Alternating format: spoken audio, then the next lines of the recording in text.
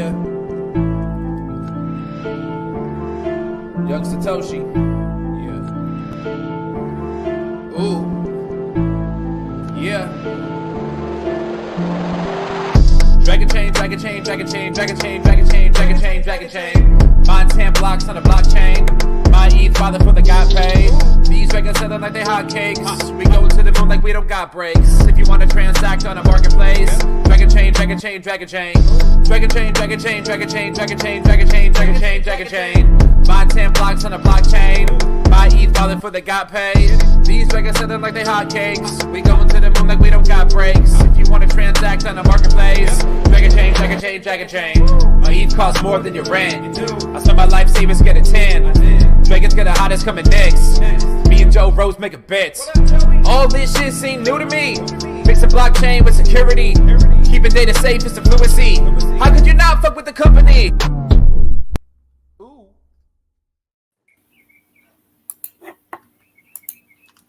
Ooh. Hey, welcome to the 30th episode of Coffee with Den. Holy crap, we're on 30 at this point? Yeah, it's been 30 weeks. How about that? And if you think we have anything cool, exciting, or special planned for today, no. You're right. No.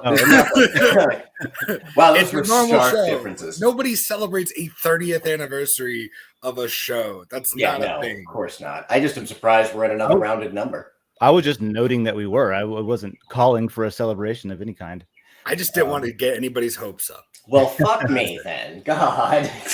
I thought I was going to play a different and interesting intro today, but I think that the bass line was too much. I don't know if you guys were hearing the same thing, but it was kind of like, whoa, whoa, whoa, whoa. You know? I enjoyed it. I was trying to figure out at first when you started everything, and it was just like this like Max Headroom style static freaking out for a minute. You know, sometimes you got to mess around with the way things are set up and see how it goes. And make it look like a Fallout intro. So here we are. It's another Wednesday. We're live every today at 9 a.m. Eastern. Who did that song? Yeah, who did that song? Oh, yeah, some person. Yeah, I don't know. Person. I have never noticed that it says my ETH costs more than your rent. Yeah. It's a great line. It's so true too, and it has been for a long time. Now that song was made years ago by someone I think on the West Coast for Dragon Chain. It was obviously a Gucci Mane remix, and I think it's a lot of fun. I think it's cool. So I dug that up and decided to throw it up as the intro this morning because why not? Right? Because why the hell not? Right? I mean, that's a remix of a song that's already a thing. Yeah. How about that? So if you didn't like the remix, you really won't like the original. Hey, you got to go look up Gucci Gang.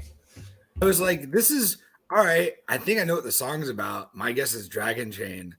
And then you're like, what tipped you off? Dragon Chain. I was like, all right. So I got that one right. Got that part.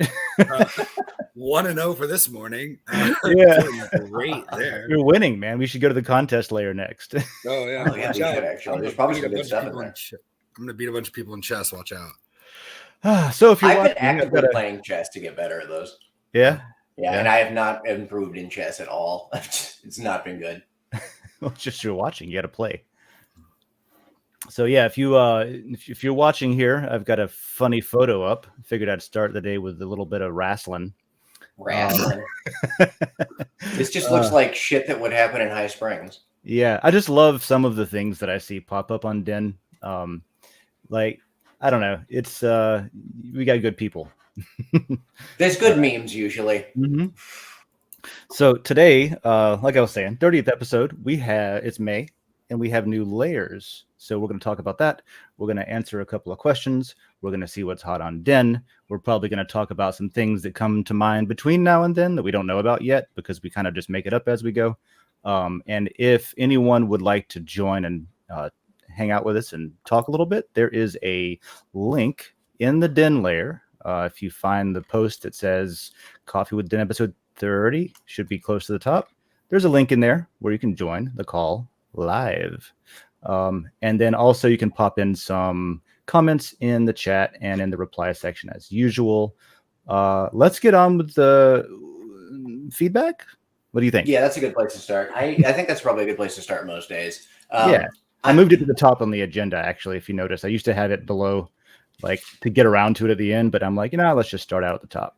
I require a booster seat for my tiny chair, so y'all continue. Yep, you grab a phone book, and I'm going to scroll down here. Phone book? Nobody has a phone book anymore. You just dated yourself thoroughly.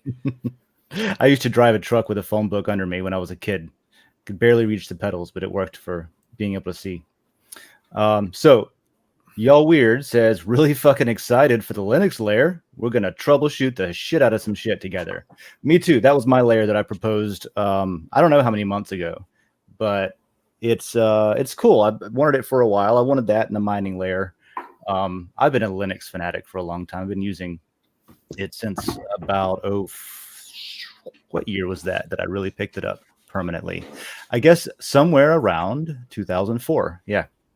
So hopefully we can be so good that we rival the Arch Linux wiki, but that's a Oh my God. Okay. I see we're already talking about it. I see good old crazy Stallman up here. I'm so goddamn ready for this. Yeah, can I read this card to you? Please. It says Spellcaster effect. All cards based on Windows and Mac OS will be destroyed immediately. Also, this card will allow you to summon GNU Linux system on the field. Oh, good. I can summon something that's a pain in the ass to use in the middle of battle. Mm-hmm. I'm so excited for this Linux layer. Like my fanboyness for Linux does not. I mean, I think we should use this as the avatar. Just put Stallman please, like, especially since there's like, I don't know, the whole debate between there's like so much controversy Linux and what's GNU and that whole thing. I just think it's a perfect, put him up there instead of Linus Torvalds. To put Richard Stallman up there, I think is appropriate. Well, arguably, I mean, Stallman was for a long time, and I guess still is, like a forerunner of just freedom of software in every way, shape, or form. Yeah, even if he may be kind of a strange, creepy guy that gets ousted from things a lot. He's only strange and creepy because he doesn't use the same shit we use and have the same habits that we have. That's all, right? Well, he used to hand out business cards. You've seen the business cards, right? Maybe not. I have a Free Software Foundation business card that has a built-in bootable Linux OS on it. See, that's badass. You showed me that, which is cool. Yeah. So Stallman, I very much so like him, but he used to hand out business cards to like ladies at the office that were just like, for a good time, give me a call. Sensual conversations. Yeah, he's kind of apparently he produced cards. A card. Yeah, it's like for a good time call. Literally, like this does not say that I'm trying to sleep with you, but it says it in every other way. Is that what the numbers in the bathroom stalls are? I always thought it was somebody trying to like harass someone else. That's also why he got ousted from the Free Software Federation. Yeah, I think he's back now, isn't he? He is, yeah. Yeah. Which is good and bad from controversial standpoints, but I mean, from who else is going to run it? Yeah. I don't know. I didn't know about that. That's the business card thing is interesting. Yeah. I didn't have to look it up. Looked into that one a bunch. All right. So what else we got here? Will you guys ever do a Den.social user request for the coffee you have to sample on the show? Yes. Why not? I'd love for you guys to try Bulletproof Coffee, black coffee, MCT oil, and a good helping of butter blended up. This is the recipe. Black coffee. What is MCT oil? Do you know? No, actually. Let's find out. Sounds like a thing that John should know. Yeah. MCT oil. It's just some coffee. It's that stuff is supposed to help you with like after like workouts and stuff. And this is pharmaceutical grade by Swanson. I like that this guy's just like, hey, drink some coffee with various chemicals in it so I can see what happens. I liked his idea until I learned we were the experiment. Well, it nourishes the brain and body. Ooh, I like things that nourish the body.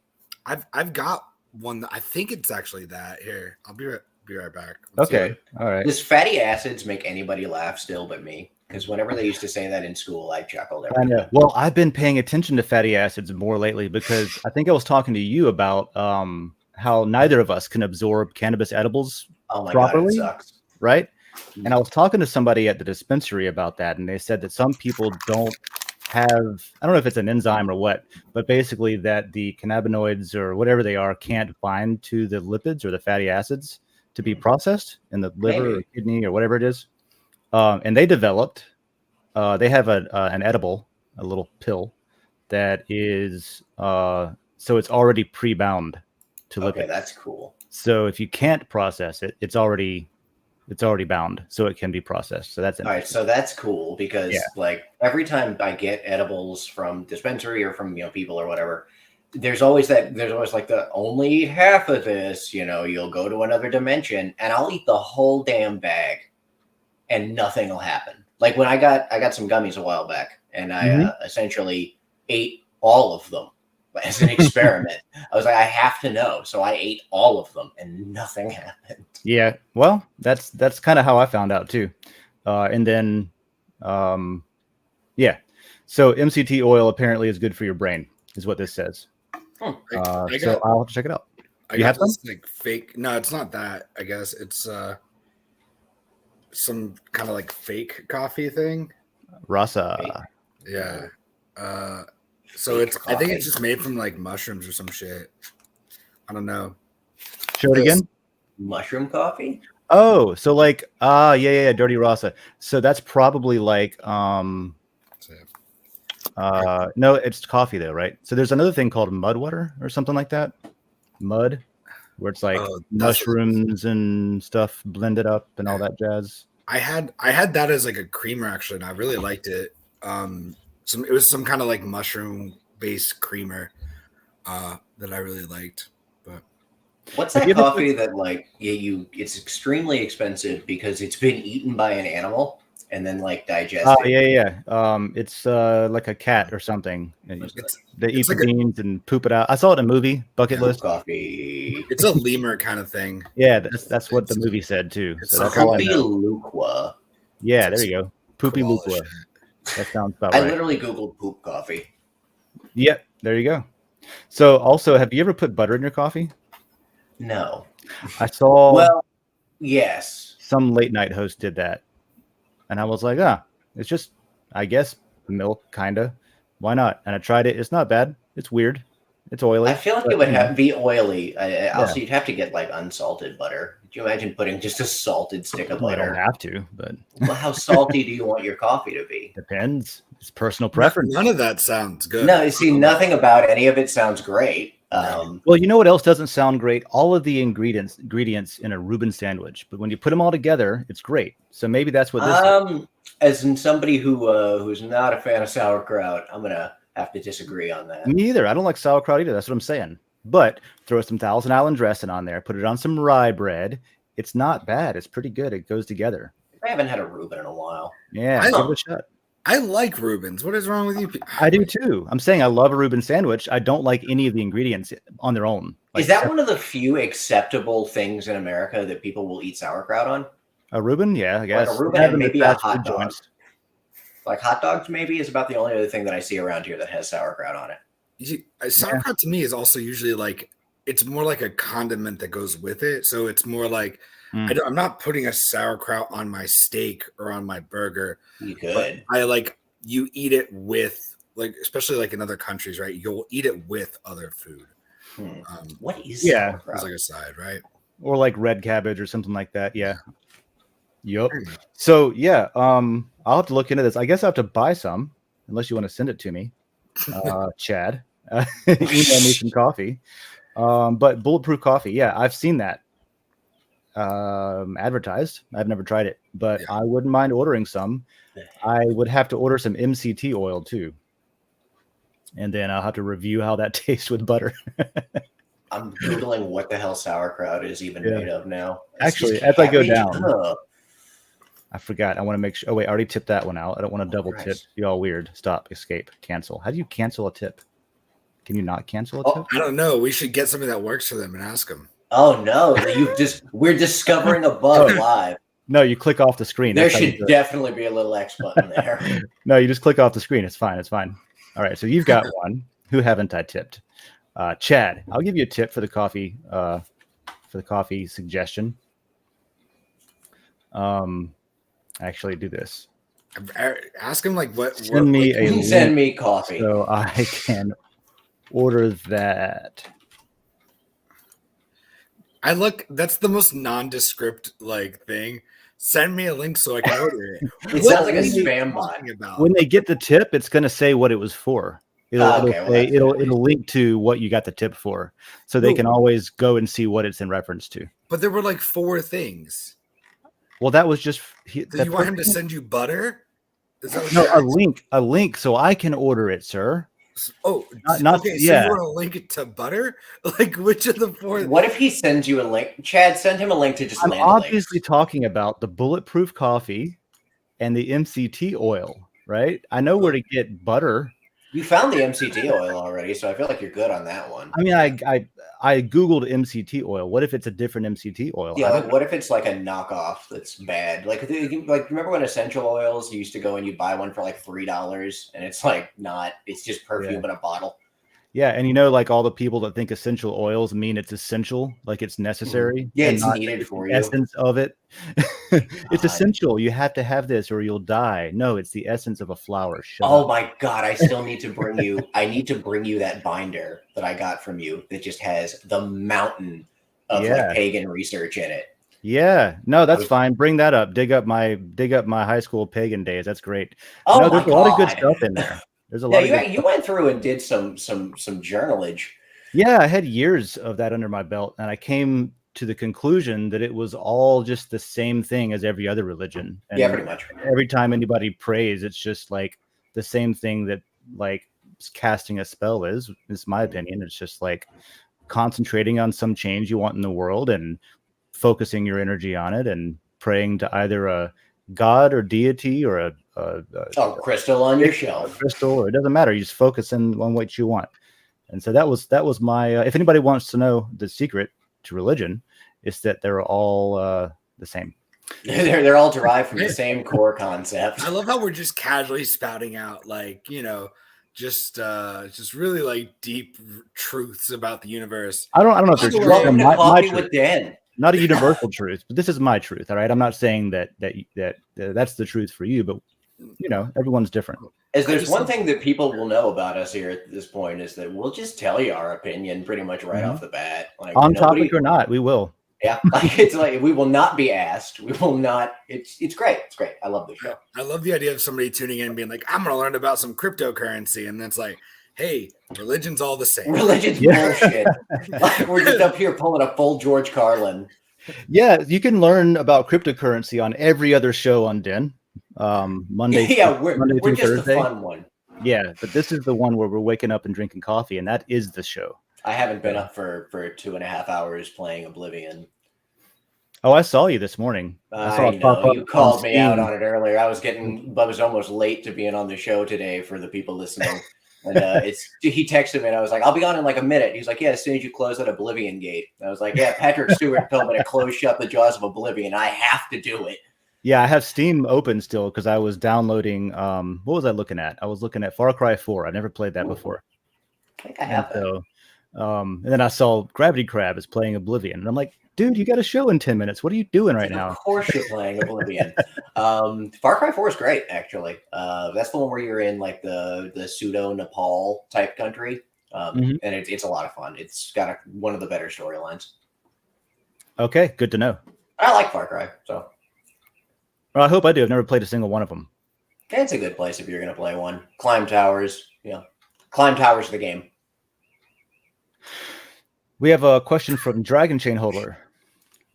What categories in crypto do you think is most similar to decentralized social media? Niches like travel, move to earn, and crypto gaming come to mind for me. I don't know what move to earn is. I was going to say, that sounds cool. Play to earn, maybe? I don't know. Maybe like moving somewhere for a job, a financial reason, maybe? Yeah. Like a financial incentive. How can you move here, you get a pile of coins? Some of the successes and adoption from these niches, or just completely different in your opinion? It's a good question. I do like to take inspiration from somewhere else to see, like, okay, it worked over there. Can it work over here? That's part of what we're doing with Gainesville, is taking the concepts of, decentralization, blockchain, cryptocurrency, and all that stuff.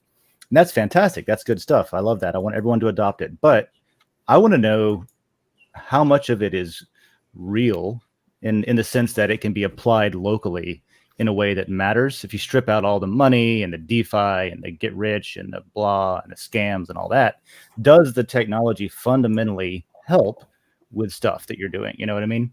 So, yeah, like, I don't know. I know that, like, categories that apply, I know there's a lot of apps that have become social media in their different categories, like Airbnb, right? Where you have reviews and you have DMs with the host, and you have like other people are writing about their experiences for the particular place, right? So you could probably take some cues from that. I don't know. That would be a good conversation. Maybe we should start a discussion about that, as like, what other industries could we take cues from to see what might apply here to what we're doing. And I wouldn't say steal the idea, but we can definitely take inspiration from it, you know? So I don't know if I have a good answer for that. I figured out what move to earn is. Oh yeah, what is it? Exercise. Which is kind of neat, actually. Like, so it looks like it's a lot of running, like a bunch of running groups. That, you basically you run, and I guess you get paid out in some form of token, which is kind of neat. I'd probably be more likely to continue walking in the. That's a good idea. You know what we could do is we could do like, so First Magnitude Brewing Company, which we've done one of our local events at already, where we've like accepted Matter tokens at the bar and all that kind of thing. They do a lot of like runs, 5Ks, things like that. We could host one or sponsor one or something like that, and then make it like I'm just personally thinking of like advertising for Den. Just be like, oh hey, look. We could definitely. So they also in town here, they have the big earn depending on how much or like what place they came in, or I don't know how that works, but they have the big like what is it, the Heart Walk or whatever that we do here in Gainesville. That's something we should totally advertise Den at. Side note. Like where it's like a huge, it's like basically it's like a 2.5 mile walk or something that a bunch of people go on.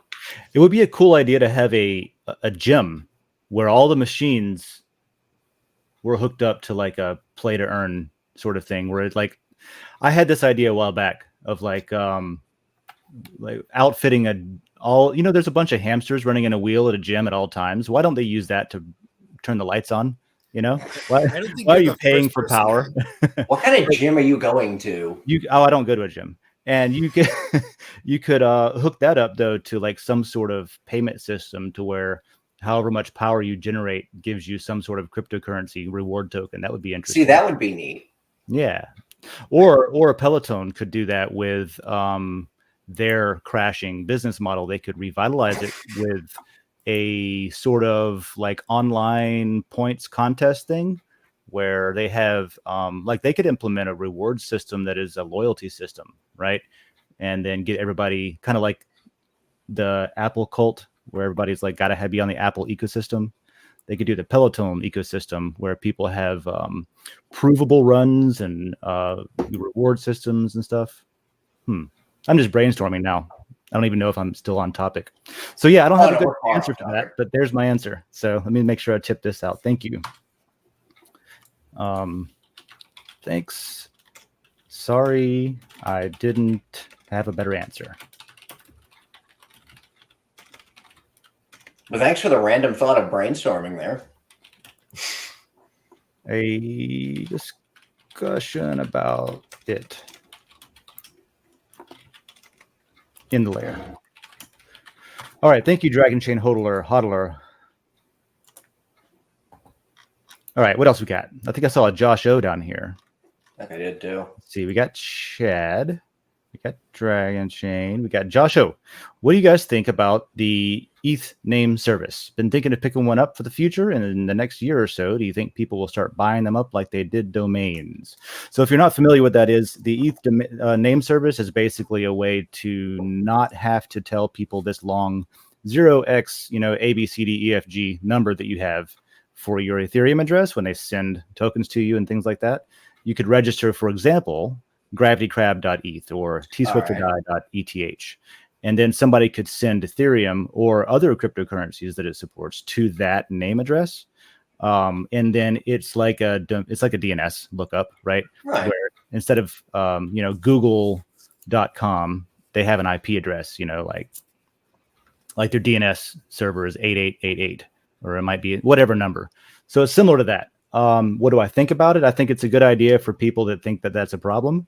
I've never had an issue with, I like, personally, I'm not into it because I don't like adding complexity to something that I already know how to do. In other words, I don't want there to be another step that's potentially more centralized between somebody sending me money or whatever and getting to me, right? So I have to look into the way it's set up some more, like sort of design wise. But as long as it's as peer to peer as possible, I don't have a problem with it. I think it will pick up. I think that most of the world will tend to lean towards the convenience side of the technology and not the security side or the safety side. That's just kind of, it seems like human nature. So it probably will pick up. I know it's the most popular right now. I see it all over the place on Twitter and on other places on the internets, mostly Twitter. So I don't know if it's just a niche there. There's kind of a certain type of person that's on Twitter talking about crypto. And then the rest of the community is in their own little, like, seems like half of the projects I'm into have their own social media, like, spots that they hang out that's not on Twitter. And then Twitter's full of people that only care about DeFi and money, and everybody else is off working. But no, I think it's going to continue to grow. I think probably Unstoppable Domains is going to continue to grow. They have a similar thing going on, probably competing thing, depending on what aspect of it you're using. But yeah, I don't think there's any problem with it at all. I like long, complicated numbers that are, less identifiable. Well, I just am paranoid. So I always check and double check and triple check. No, I meant that earnestly, like genuinely. I would rather stick with long number strings that are, less of just my name or my handle of some form. And plus, like we talked about before, you can go on Etherscan and you can very easily see who's doing what on there if they have their name registered, because it'll say, like who is this? It'll say Josho.eth traded this many ether for that many pogo sticks or whatever it is at the time that's hot, right? So privacy wise, like you can do the same thing with a number. Obviously, you can just search for that address. It's just way more of a hassle. It's way more. It's readable, so it's in your face. Like, oh, there's that person. So there's that too to think about. All right, isn't that? Yeah, I like this person's name, by the way. Down here, Shrek 2 on DVD. I figured I should throw my thoughts in there, and I think that's okay. I don't like it because I think we're going to miss out on people getting to reinvent themselves again by having a new screen name. A new name. Think about all those people that when they were kids, their email address was 69420 hot girl, right? And like, I don't want them to have to live with that the rest of their lives, I mean, I hope not. And that's like the only like username they have now. Like, let's give them a chance to come up with something new. Maybe they'll come up with something better this time. Like, I do it real good 6069. Like, I don't know. Or 69420 hot boy, because things have changed since then. Yeah. Or buy me a blunt, please. With buy me a blunt. What's in your cup? Is that a nut? And then like, that's it. Right. That's like Reddit handles though. Like pick something offensive, pick something that's unique.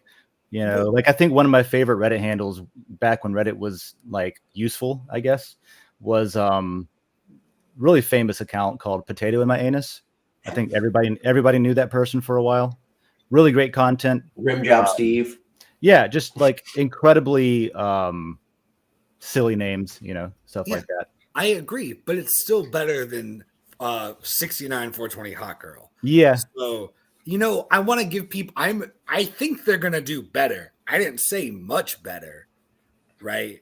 It's going to be it's an incremental change. People aren't going to like so people aren't going to like their service name, their name. Yeah. So they're going to have to buy another one. So the economy is there and the demand is there.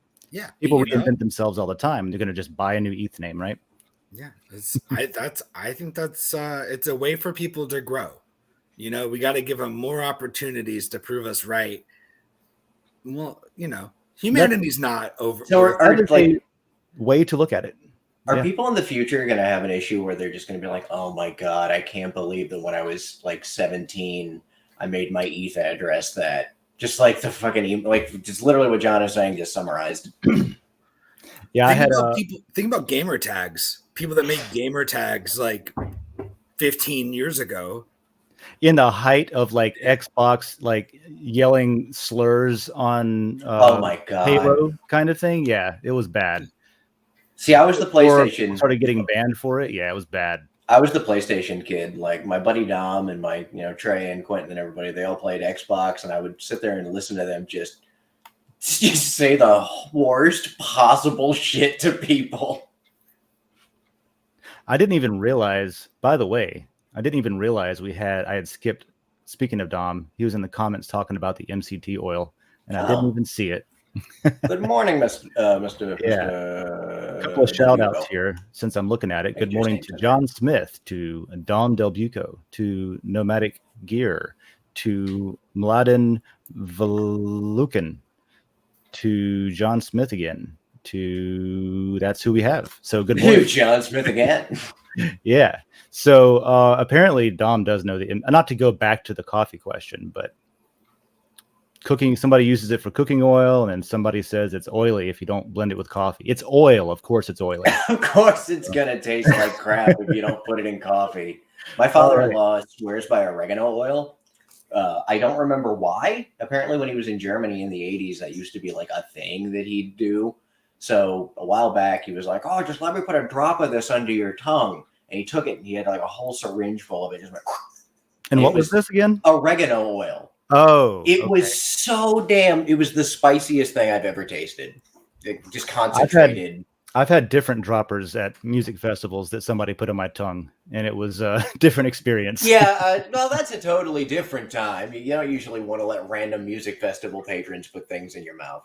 Or do you? Or you might. It depends on the day you're having. Like, are you willing to potentially lose a week? Not recommended, but fun. Not recommended, but worth the experience. There is one more question here. If you want to talk about mining real quick. I like mining. The question from Shrek 2 on DVD is, can you talk about what advantages and opportunities there are to mining crypto in a bear market? Any tips for an amateur would be great. It is a game of faith. In a bear market, you're typically going to have situations where you're sometimes mining even at a loss, where you're literally better off just buying the coins on the open market if you want to get them, kind of thing. The thing is, though, I'll bring up one of my favorite projects that is, it's a meme coin, but it's a meme coin that's a fork of Monero. And it's got some really interesting changes. One of them is that they got rid of pool mining, so it's solo mining only. And the interesting thing there is you're not getting like a slow trickle of coins in from mining. You might get a whole block of them every few days or every week or something like that. And when you're mining like that, and this is something you can do with CPU mineable. Well, it's called Monero instead of Monero. It's Monero, and it's just like Monero. It's CPU mineable, but they have made it more fair to mine on Intel CPUs because they've changed some things. But more interestingly, in a bear market, I think this is the point I was trying to get to. I'll find out when I get there, but fewer people are willing to hobby mine, right? Like just in their house and stuff like that. You're not going to see the big farms drop off line or anything like that. They're too much of a believer, and it's part of their business model. But the hobby miners are going to start dropping off, and you might see on eBay, for example, you might see cheaper like mining rigs being sold and things like that for people that are liquidated. Oh, it's not worth it anymore because they're short-termers. But I guess here's the trick. You got to go long term, And you have to, the thing where it's like a faith game is that if you believe in the project fundamentally, and you think it's an important project and it's important enough to mine and be a network support node, then you should continue mining it during the bull market, because you're literally helping to strengthen that network as an independent miner, as a good actor on the network. And if you do not sell them through the bear market, when we return to a bull market, the prices of the tokens theoretically come back up, which means retroactively all the stuff that you've mined in the past that was not worth as much will be worth more also, because you never sold them, so you never lost anything, right? Now that's a big speculative game. That's getting into speculation with mining. The cool thing about mining is you don't have to speculate. You can find something that, all right, I put in this much power, or I get out this much stuff, or I put in this many tokens for proof of stake and I get out this much stuff. I would suggest maybe starting to mine something like Divi in a bear market. That's a cool one because it's proof of stake. You don't need a bunch of power. You just get as many Divi tokens as you need to run a certain node size. And then off, you're staking. You're off to the races. And as people get out of it because they're like, oh, the market sucks, you will get more rewards. It won't totally make up for the price drop in a bear market, but it'll make up for it some. Because with less participants, you get more frequent rewards, right? And then, mining in Divi, you don't require like a pool miner or any other extra software. You just get their desktop wallet and learn to use it. And so that's what I would say is get involved with something that you can still have once the market improves. That's a long answer, but thanks. So there's that. Now. Oh, I had some advice for that too. Sweet. My favorite. I would get yourself a bear trap. It's going to help you a lot during a bear market. A bear trap. Yeah, because also, first of all, I think there's the thing that a lot of people forget about is that during a bear market, these bears might get loose. Okay, they might attack you. They might go after you. They might run after your family and your friends. Okay. If you've got a bear trap, you throw that down in front of it, gets caught in the bear trap. Foot's like, what do I do? And then you hit it over the head. Or you run away. That's what I would do at a bear market. Like at a marketplace where they're selling bears? Is this what you're looking at? Oh, yeah, I'm assuming that's where it's going. And I would just try to get, honestly, like at a bear market, like, if this is like bear markets, like those are only for bears. So bears, they're going pretty cheap, right? So if you can accumulate as many cheap bears as you can, and then later, right, when like the big markets pop up, right, when there's big markets, when there's like giraffes and elephants and lions all being sold, you bring your bears too. Essentially, that is the same concept. Well done. Yeah, I can't. Like, nice, good analogy. I do believe that small children would get that. Question: yeah, what's an analogy? What is that? Huh? What analogy? Did I say analogy? Yeah, you said analogy. What's an analogy? It's when you use something else to explain what you're saying because it. You threw me off there. I was like, am I an idiot? Do I not know what that means? I was more making a joke that I wasn't making an analogy. Oh my God. You can't do this to me this early in the morning. My favorite definition of an analogy is a hat with another hat on it. It's a hat with another. It's from Community, and it's Britta. I need to watch more Community. It's Britta explaining what an analogy is. It's like a hat with another hat on it. That's actually really good. Yeah, it's like kind of. Yeah. You mentioned bear traps, and it reminded me. There's an antique store over in I think it's over near Bronson, and it's huge, right? And there was this piece of art on the wall that had like a small game trap on it. And I set it, and I realized that when I left, I didn't unset it. And there's a big red button like in the middle of it, this piece of art. So some kid is going to go up there and push that. And I still think about that sometimes. You reminded me of this photo that I just saved. I wonder if I can find it. This is my pile of memes, random memes and stuff like that. And a picture of you and Daedra. I think it was just called Don't? Yeah. Don't. Yeah. This was your art. This reminds me of your art installation you were just talking about. Don't. That's exactly the type of store that I'm talking about, though. We should go antique store hunting. Where was I? LCP. Oh yeah, we have good layers. That's a good segue into the LCP section, isn't it? Yeah, great. Fantastic. It can be now. So we have new layers this month. Every month we have new layers. We have a contest, and we collectively vote on stuff. And at the end of that contest, we have new layers. So what we've got this time is 3 of them.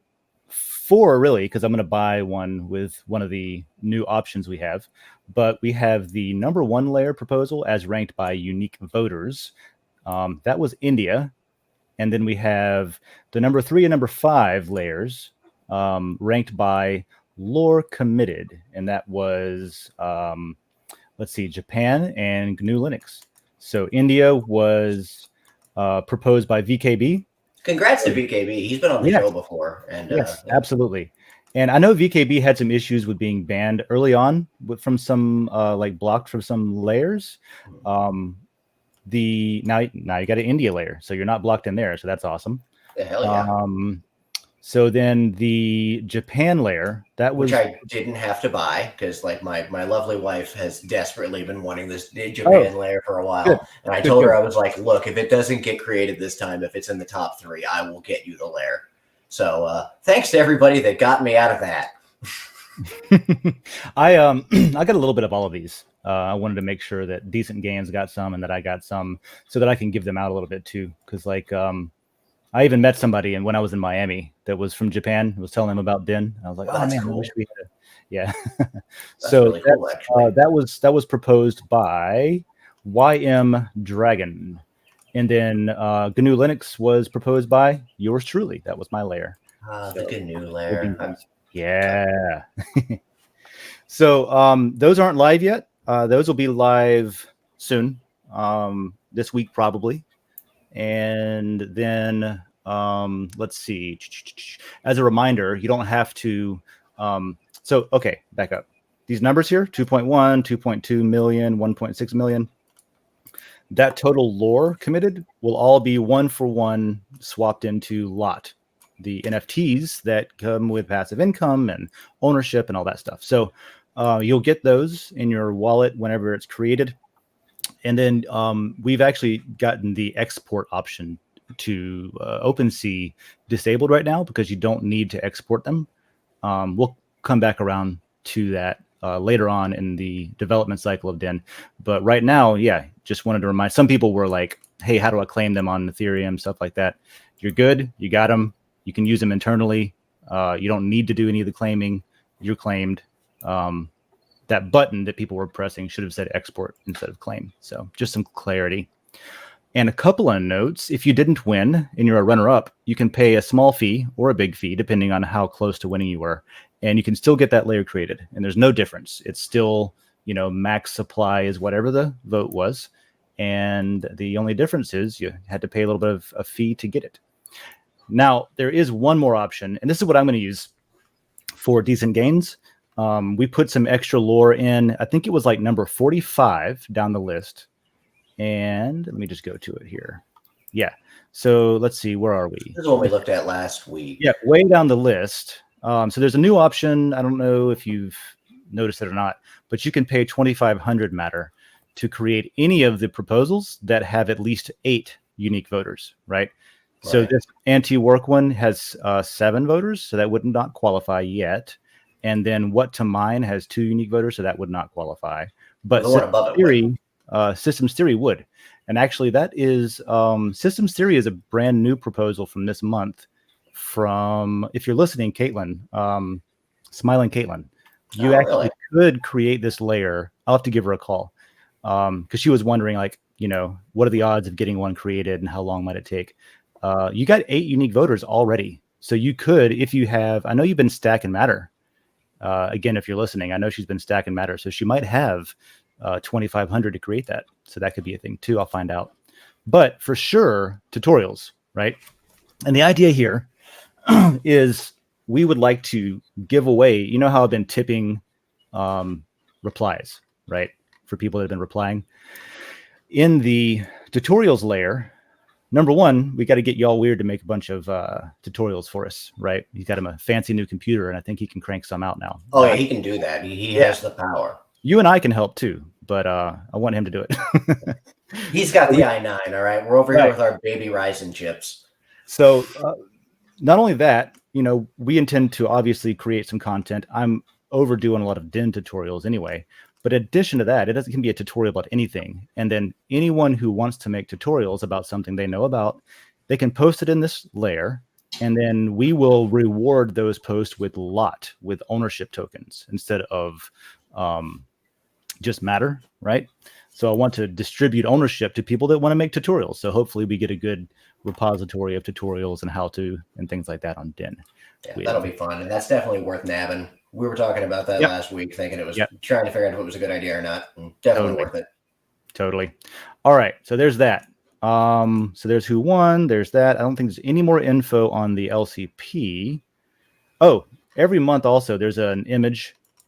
If you want your image featured on the monthly contests, there's a contest for that. And this month the original image comes courtesy of Vimilo. They do it in amazing views. So the idea is you need some sort of picture to put up there just to make it interesting. And why, you know, if you need original content, why not source it from the community itself? So that's what's done there, right? So any artists or any photographers that want, you know, to have their work featured, that's a route for visibility. Wait, so hold on. That's the photograph. The other one was a painting. Yeah, I don't know. There's a paint. I'm sure there's a painting in here somewhere. Did somebody do a painting of the photograph? Because if one of our denizens did that, that'd be cool. No, I don't know what's going on there. It could be referring to the original post. I don't know. Or it could be a different link that was incorrect. I don't want to spend time finding out right now, though. Fine. All right. Oh, and to answer this question, I have answered it already, but if anybody else had any interesting or had any what am I trying to say? Confusion over this. Since India won by unique votes, it doesn't change the ranking in the other category, right? So it doesn't make Linux move up to 4th place and the winner be craft beer kind of thing. It just is a snapshot of what it looks like at the time. All right, enough of that. Boring, exciting, you know, boring at the same time. And cool. So that's all the like agenda stuff, right? Right. And that's out of the way. So tell me, what have you seen on Den lately that's interesting? So I don't know how long I've been sharing my screen for. Oh, but you got to pull it up. Okay, let's do that. There we go. There she blows. So this said, oh, this is Richard's. This is the card you were talking about. A tender embrace. Found it. Unusual sense good books, of humor. good food, and exotic music and dance. Tender embraces. Unusual sense of humor. Richard Stallman. With his address, his home address. Is that his home address, you think? Yeah. No, that's Cambridge. Oh. That's the office address. Yeah. And well, it's got his phone number and his email address. You think that's still his email? Probably. Would you not keep that regardless? RMS@Gnorg. Yeah, that's pretty cool. A Gnorg. Yeah. So I told you the card was a thing. Interesting. I Good appreciate book, John food, verifying my exotic music and dance. tender embraces. Yeah, the tender embraces. I don't know. That's the one that throws you off, though. Like exotic music and dance would probably concern me right off. Dance? Honestly, I think you just get rid of tender embraces. That's in italics for some reason. That makes it even weirder for me to read. Like the words themselves are tender and trying to embrace me. Yeah. Get rid of that, and it's a much less creepy card. I don't think I would be happy if anyone handed me this card. Like, even without the tender embraces part, the unusual sense of humor and exotic music and dance still kills me a little. It's weird, dude. It's weird. I'm not saying it's not weird if you remove tender embraces. I'm saying it's less weird, right? We got to get out of this binary mindset. We are analog people. We can have less weird and still be weird. Thanks for finding that, though. Yeah, that's wild. I forgot tender embraces was. So that's not the business card I had. The one I had a copy of Trisquel Linux on it. It had Triskel on it. I am for I am. Good morning. Thanks for listening in. Awesome. Oh, good morning, good friend. He's usually on there all the time. Feeding the animals. All right, so let's do this. I'm going to bring my screen back up. And if you don't know, at the top of your screen, if you click on the clock, it becomes a flame. And if you click on the flame, it becomes a clock. So I'm going to make it a flame. And what that means is I'm going to get posts that people have already voted on, which theoretically means like the better post would be rising to the top sort of deal. So let's see what's floating around. So most of Den right now is the Terra Luna Sitch. Yeah, the Terra Luna Sitch is interesting. Whoa, there's another Hulk. There's a Lady Hulk? She-Hulk. Disney's doing a She-Hulk. Yeah, the Terra Luna thing's wild. We can probably find a story about that here in a minute too and talk about it. I know very little at the moment. I've never heard of She-Hulk. Is that a thing that existed in the past? Probably, I think so. I'm pretty sure that's been a thing. I'm just wondering if it's like a new IP She-Hulk. What's the latest like superhero movies you guys have seen? I have not seen the new Batman. I've heard it's really good. I haven't even seen like Into the Spider-Verse or the new Spider-Man movie that has some of that. I'm the worst at superhero stuff. You haven't seen either. You haven't seen that? All right. So you gotta see like Spider-Man, like No Way Home. Very good movie. And then I saw Doctor Strange. Oh, yeah. Y'all Weird was saying Doctor Strange 2 was really good. I liked the first one a lot more than I thought I would. I didn't think I'd like it, but it was good. I haven't seen that one. Honestly, the last of any form of like, superhero type film or anything I saw was I think the last Wonder Woman movie. Because those were just good, more than I thought they'd be as well. I usually do the superhero thing. I have, however, been very skeptical about like new Star Trek lately. And I haven't Picard and stuff, or like Picard, and for instance, I hadn't even watched really any of Discovery. And about a week ago, I started watching because they have a new series out called Strange New Worlds, and that follows like Captain Pike, which is pre-Kirk, which is really cool. So I didn't realize that tied into Discovery. So I went back and I started watching that, and holy shit, is that an excellent show? Yeah, like even for like. If it wasn't a Star Trek show, it would still be awesome. This is Discovery you're talking about, right? Yeah, Star Trek Discovery. And it is so much different, so much more of a gritty thing. Like, because Starfleet's at war. So, like, people get stabbed and there's, like, blood and, like, characters that you care about die. It's kind of fucked in a way. It's great, though.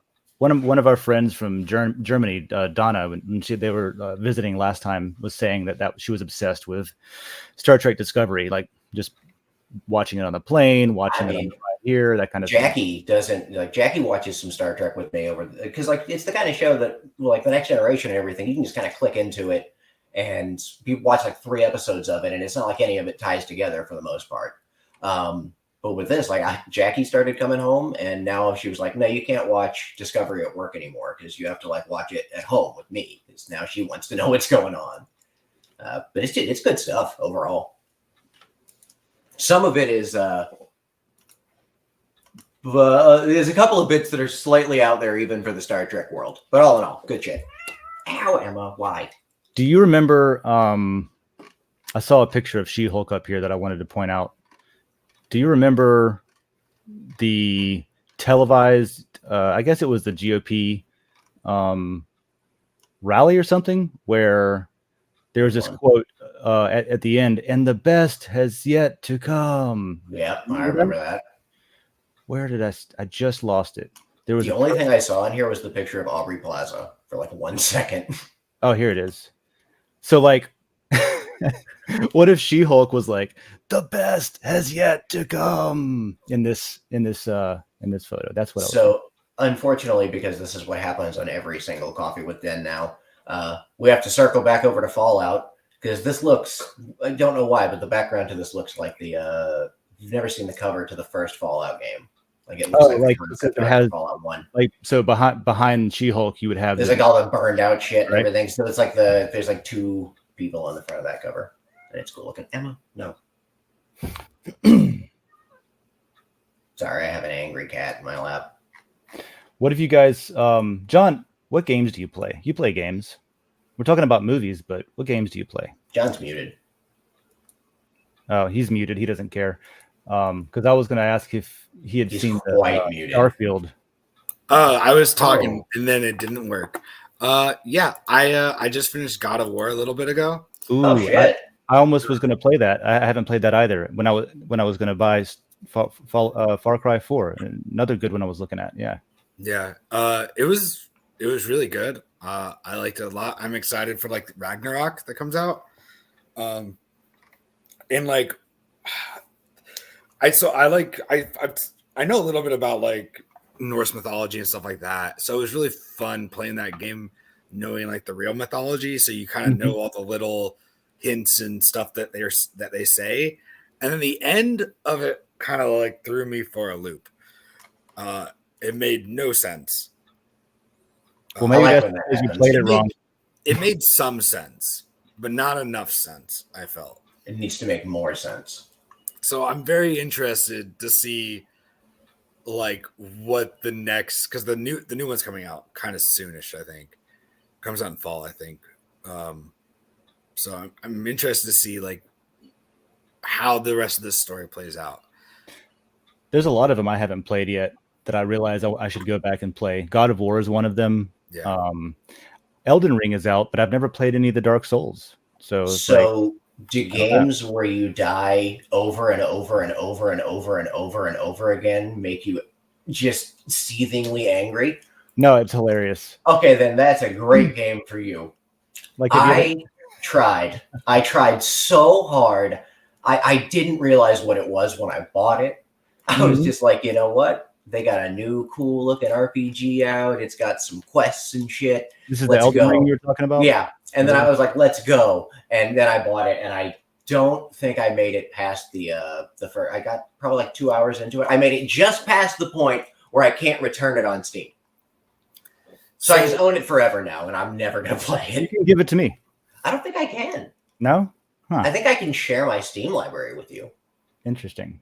So with that game though, like what I heard about that game compared to the other like Dark Souls stuff is that like they don't fix the bugs or they're not even bugs, like the ways to like farm experience and runes or whatever it is in that game, right?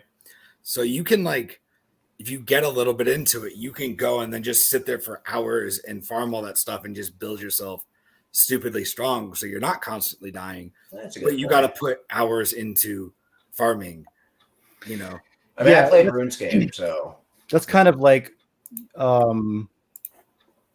lot of games where you have to just kind of, the grind is there to make you feel accomplished once you're able to, like, you know, not die every time you attack somebody, or to pad your already incredibly long game's runtime. You know, not looking at Final Fantasy or anything like that. Yeah, well, those would, like, the counter would roll over and change color because you went over 100 hours, kind of thing. Oh, I forgot about that. Like Final Fantasy, the counter 8, rolls over. I remember the counter, like, you would roll over to a different color. So every 100 times it was a different color, hours rather. See, that's some sneaky bullshit right there. Because now you're wondering, like, what's the next color after the next 100 hours? Now I've just got to leave the game on all night so I can see. The last time I played through Final Fantasy IX, I did not have the energy to just grind as much as I normally do. So I went to a low area and did the rubber band on the stick thing, where you just rubber band the stick over and then hold the X button down, and it just goes through and does battles for you all night long. Yeah, I did that. I did that on at least 7, 8, and 9, all three of those games, just because, like, it got to the point where it's like, I don't want to grind, but I have to progress. Like, I want to know what's going to happen, but I have to go back to this area and spend 17 So you would just run in circles. You go to a low where you can't die, but you don't get much experience, but you don't die. That's the important part. And then you rubber band the joystick over, so it's at a like at an angle, not left or down, but left down.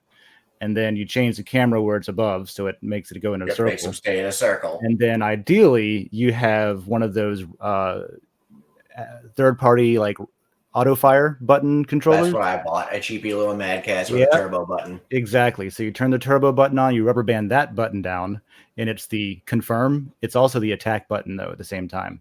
So whenever you go in, whenever you're on the world map, it doesn't do anything. When you go into a battle, it attack. And then when you go into the screen to get your like winnings, it yes. And then you're back to the world running around again. And then you just go to sleep and you wake up. You go to bed. 10 levels higher the next day. It reminds me of the best exploit I ever did with we've just segued so far off the rails. GTA Online being the shit show that it is. Of course, yeah, there are no rails. GTA Online being the shit show that it is. Any time that there is a chance to cheat some money into that game without using third-party tools, I'm all over it. Like to make some cash. The best one was the horse racing. You could basically set up an auto clicker, and if you click bet and then slid your finger down and clicked place bet, it would only take $200 from you, right? But if you kept the button held down on the mouse, it would continue to increase what the game thinks you made as a bet in the background. So you place a $200 bet, but you really make a $10,000 bet. So you just leave this auto clicker running, and it would just basically pick a horse that had between 1 and 4 odds.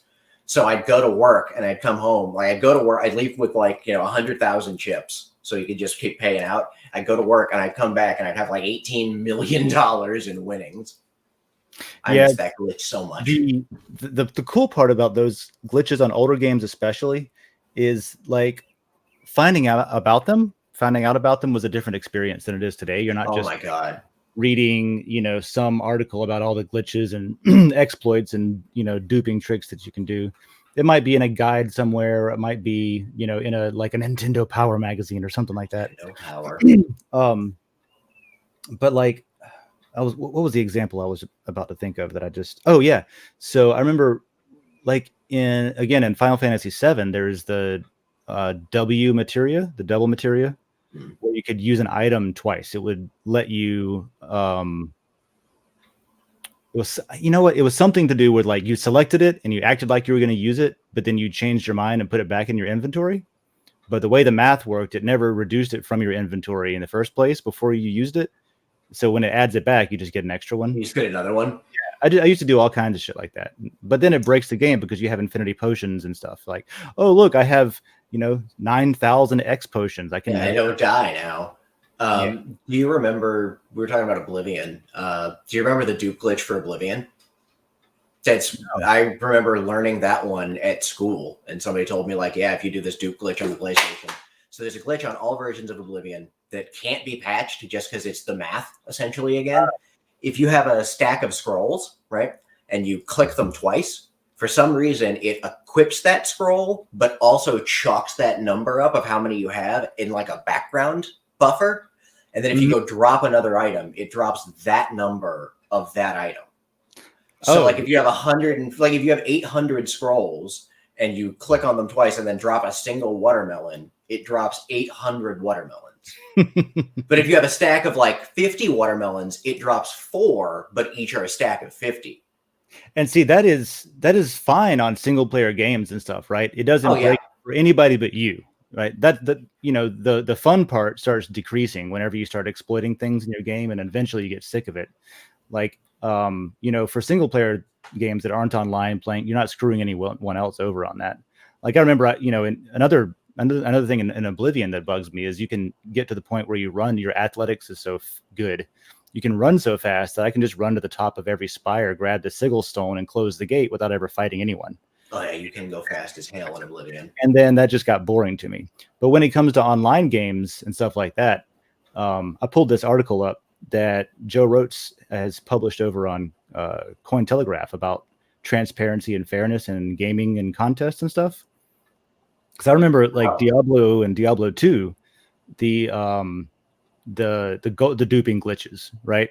Where you would now you're online, and now you have people that are maybe giving you hard-earned gold for a duped sword that's not really a real one, not even an actual item. That's the kind of stuff that this blockchain stuff fixes in games is provable fairness and that kind of thing. That's a good way to explain it for games, the provable fairness. Yeah, exactly. So if you haven't read that, that's a really good way to explain it, actually. Mm-hmm. Yeah, so you can apply that to video games, to where if there is an exploit, you can prove that it's a dupe, or you can prove that something's wrong with this data. It's like something's off here. Mm-hmm. So if you're interested in that kind of stuff, check out Cointelegraph. There's a link to it it looks like the Dragon Chain Lair. It was posted yesterday. Joe is the CEO of Dragon Chain, so he wrote this for Cointelegraph about how you could apply it to gaming and why it's important. Does he do articles that often? He does now. Yeah, there's Cointelegraph reached out to Joe to join. They have this like curated leaders in blockchain group. I don't know what it's called, but they're sort of like a think tank where articles are published about, maybe try to get some different types of articles out there. I think that's kind of the idea. I mean, this is my personal opinion. I think Cointelegraph was starting to go down the road of mostly posting articles that people paid them to post, or whatever, like everybody else was reporting about, that kind of thing. That was my personal critique on it. But it seems like there's been an effort to really like reach out and see what else interesting is going on. I know they have a team that changes topics every week, maybe. And they do like a different random topic every week, so it's not based on what's going on in the markets and things like that. All right, well, that's cool, at least. Yeah, cool stuff. So he's on whatever that think tank is called. He's in that. I did not know that. All right. So what else have we got over here? What have y'all been up to? Let me refresh and see what else is up here. Let's see. Other than preparing for tomorrow, I've just been working. That's a good point. Where should we live stream the show tomorrow? Yeah, this is a good group of people to talk to about that. Yeah. We could, where should we stream it to? Yeah. So for example, let me just show what we're doing tomorrow, because we want to live stream it on Den. That's episode 2. Apparently episode 2 was much more popular. It's always at the top. Scroll down. Where am I? Here we are. So one option is to take this event page that's on Den that has the details and how to pay in Matter for tickets at the show and stuff like that. We could replace this image with the live stream in this page itself, right? We could also go live to more than one layer at the same time, right? The idea of going live on Den in the first place is to appeal to folks that are not in Gainesville, which is the reason I'm thinking, okay, maybe not the Gainesville layer, right? Mm-hmm. But we could do the Gainesville layer, but we could also do something else, right? So the question is, where would that be? Where would that be? Humor layer. Humor layer, maybe. I was thinking maybe Den, even though it's off topic. I'm wondering if it's like, if we could. Is it where it is an event that we're doing with intent for Den promotion?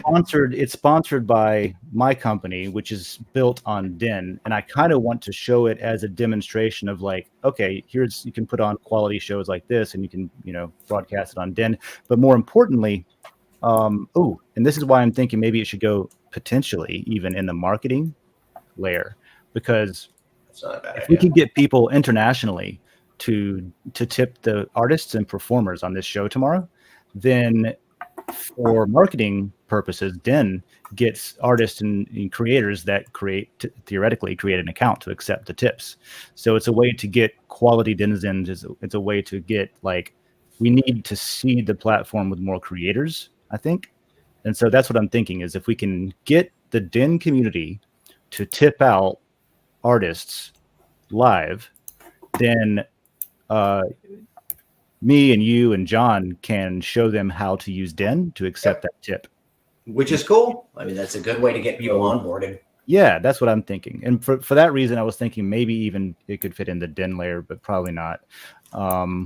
We've got this guy that's doing the show. His name is John. I think we need to get him on Den. I'm not sure how to get him on Den yet. It's been a really hard process. He's just not about it. The humor layer has, let's see. I think the humor layer is one of those that I think don't get a lot of attention. But we don't need necessarily the most energy. We need the most individuals because we want people to tip out. By the way, That's a good idea. Epic's Empire has been posting these Oblivion NPC. Oh videos, yeah, and they're funny. They've been fun. Yeah. For the record, the whole reason I started playing Oblivion, did you see what the Nexus did with collections? Yes.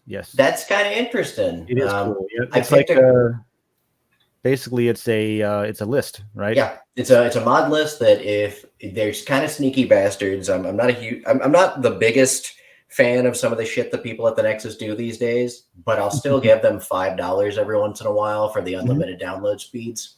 Because let's be honest, they've only given me 100 billion hours of gameplay over the years, so they can have $5. Well, they haven't, the authors have, but they've hosted it and made it easy to install.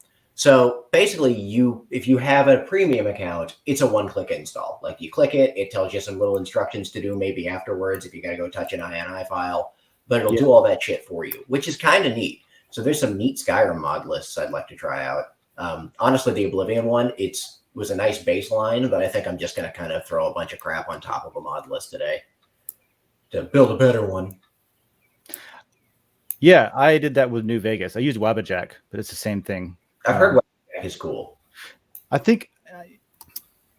So looking down the list here, I think humor is probably a good one. And then we can advertise that on whatever channels to say, hey, at this time there's going to be a cool show in the humor layer. So let's do that. Gainesville and humor. All right. Do we want to try for the Den Lair? John? I would try for the I would try for the Den Lair. I think humor layer makes sense.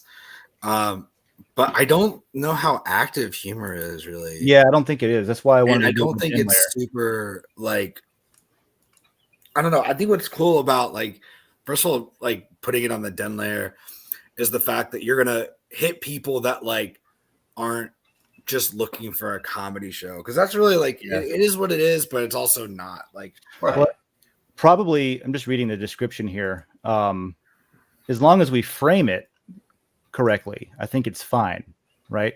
Because literally that's the idea, is we need people to tip in matter from Den so that we can get these new people on here and then put the thing there. So the lair that's literally named Den is probably a good idea. Yeah, and it's literally about using Den. Yeah, you're right. It's I'll worry too much. You're right. If it's not on topic, they will let me know, I'm sure. I feel like it's probably on topic. All right. Awesome. So that's what we'll do. We will put it in the Den layer, we will put it in the Gainesville layer, and we'll put it in the humor layer. And it'll be the same live stream on all of them. So depending on which one people are subscribed to, I imagine it might be 3 different demographics. Then they will see it. So that's decided. That's good. Gotcha. That's a good way to go about it. I'm glad we were talking about that. So tomorrow should be fun too. Yep. I'm excited for it. I'm excited to see something that makes me laugh. Me too. She'll be there. If any of you are in town and you want to go, you can. I've got instructions on this in the Gainesville layer. I priced this before the market crash, but I'm honoring it and leaving it there. So if you send 75 matter by just tipping this page or this post about the show, and then in the message put your name for will call and however many tickets you bought, if you bought 2, put a +1, whatever, to let us know who you are. And you can literally just send us matter to pay for the ticket if you're going to be going in person, and it'll be at will call. We gave out a couple on a raffle yesterday at that emerging leaders. Oh, how did that go? I thought it was great. I thought there was that was 30 people there probably, 20, 30 people. And everybody talked about wanting to build. Everyone wanted to there were people interested in what we were doing. I showed off the app a bit. Yeah. Showed off the app, showed off how talked about how the events work with Matter and with, using blockchain for event planning and things like that. Met some of the new members that are apparently what happened with them is pandemic, and then they lost their board and they just kind of went hiatus, and now they're re-emerging. But that's a cool group because they do a bunch of stuff in Gainesville with the city, some city commissioners were there and things like that. So I went ahead and joined, paid my annual dues, and I guess I'm a member now. So well, that's cool. I mean, that's a place that we need to be members of. Yeah, totally. And then that can help us kind of figure out, where we can get our foot in the door with this Den stuff, more than we already have. Dave's the network god. I used to be on the board of that. I was like their social chair.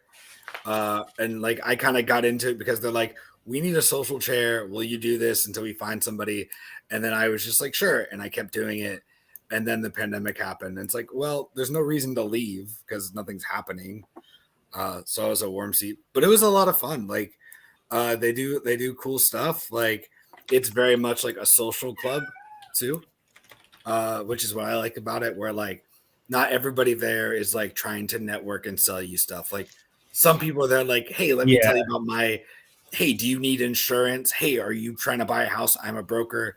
It's going to come up. But also like I would go and everybody would just ask me about improv the entire time for 2 hours. That was sort of, it was refreshing. I kind of got a similar vibe because I didn't feel like I was approaching anyone and trying to push my thing on them. It was more of like like we had name tags and what our name of our thing is that we do.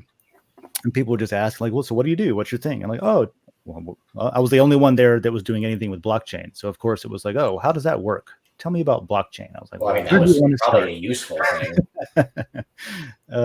This would be a good banner for the. I was quite out of it that day. Yeah, it happens.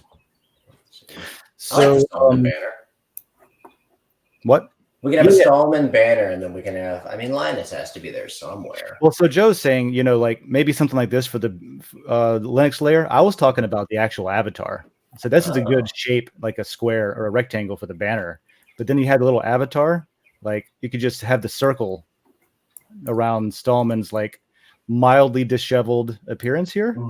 And that could be the avatar. See, I kind of just, for some reason in my head, I was seeing the banner at the top as just a single line of text that says, I use Arch, by the way. Or something shitty like that. You know what else is a good photo for the Linux layer would be, so Linus Torvalds, how do you spell his name? ALDS, the middle finger photo. Oh, yeah. Okay, that's also a great one. Yeah, these. I love that picture so much. Just the most angry person. Yeah, I love this one. It's stylized. Oh my God, that's my new wallpaper. Yeah, yep. In fact, let me go ahead and reply to Joe with this one. Yeah, that's awesome. Another one we could use just for fun is because of the joke on the Linus Tech Tips community, where like people are like, I can't believe Linus, the creator of Linux, like knowing he is not. So we could use that like really bad webcam picture of Linus. He is the creator of Linux. Not this Linus, the other. I'm talking the good old LTT Linus. Linus Sebastian. Good old Linus Sebastian. Everybody's always like, oh, didn't you make Linux? Knowing damn well he didn't. Yeah, we could alternate between those two. I like that one a lot. I'm going to get that image as my wallpaper. Yeah, go for it. Good old DuckDuckGo. The good thing about DuckDuckGo on images that's way better than Google is that when you search for an image and you find an image, right, you can actually go directly to, guess what, the image. Right? So if you click view file, it literally views the file, just like the button says. It does what it says on the tin. With Google, here, let's do the same thing on Google. It's just so we can images.google. And let's search for the same thing, Linus Torvalds middle finger. And then let's click on the same image. And then there's a visit button, right? I don't want to visit Wired. I have no desire for that. Yeah, I'm literally searching for images. Why do I want to visit Wired? Let me show me the image, because I want the full res image. You know what I mean? Now, in this case, the image is on there. But a lot of times it goes, look, there's pop-ups, there's, all kinds of stuff. So pro tip, use DuckDuckGo for image searches because it's easier, more efficient, and they will actually do what you want. Google's AI stuff is great, and all the money they have is wonderful, but they don't use it to give us what we want. It's like no, none of it's good. All right. So what else have we got here? This will be a good time to remind people that there is a link if you want to join the call to come in and chat. And then let's look and see what we've got in the comments real quick. I am is here. Done feeding the animals, I guess. Oh, having an interesting morning. Wow, look at this. I am had a time.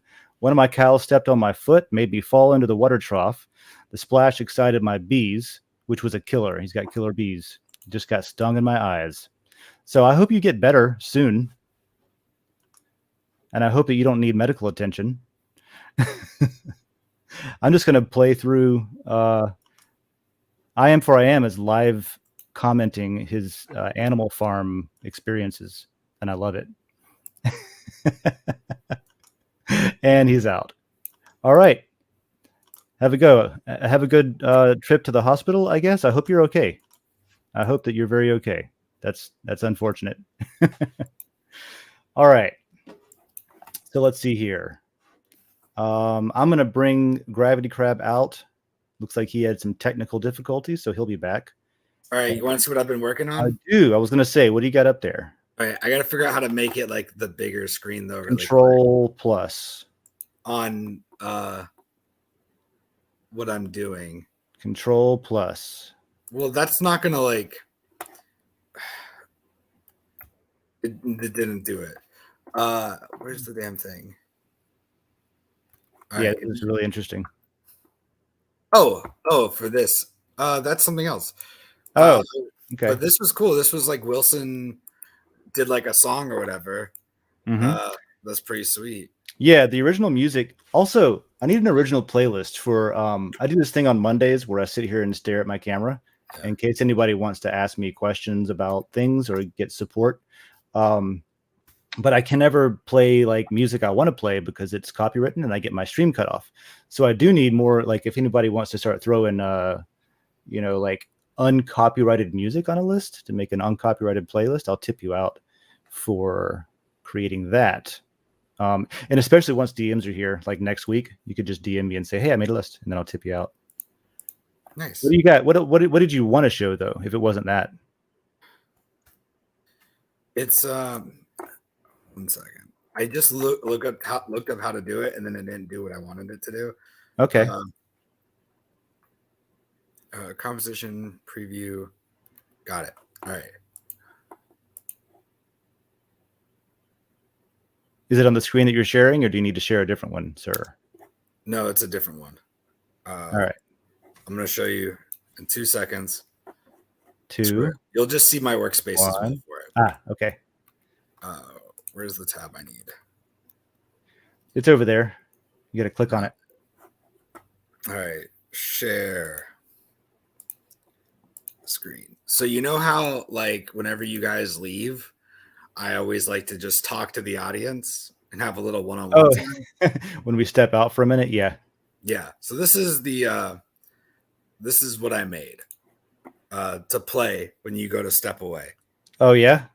Yeah. Where's it at? Oh, you have a video editor here? It's party time. All right. You ready? It's just stock video. Yeah. I love the music.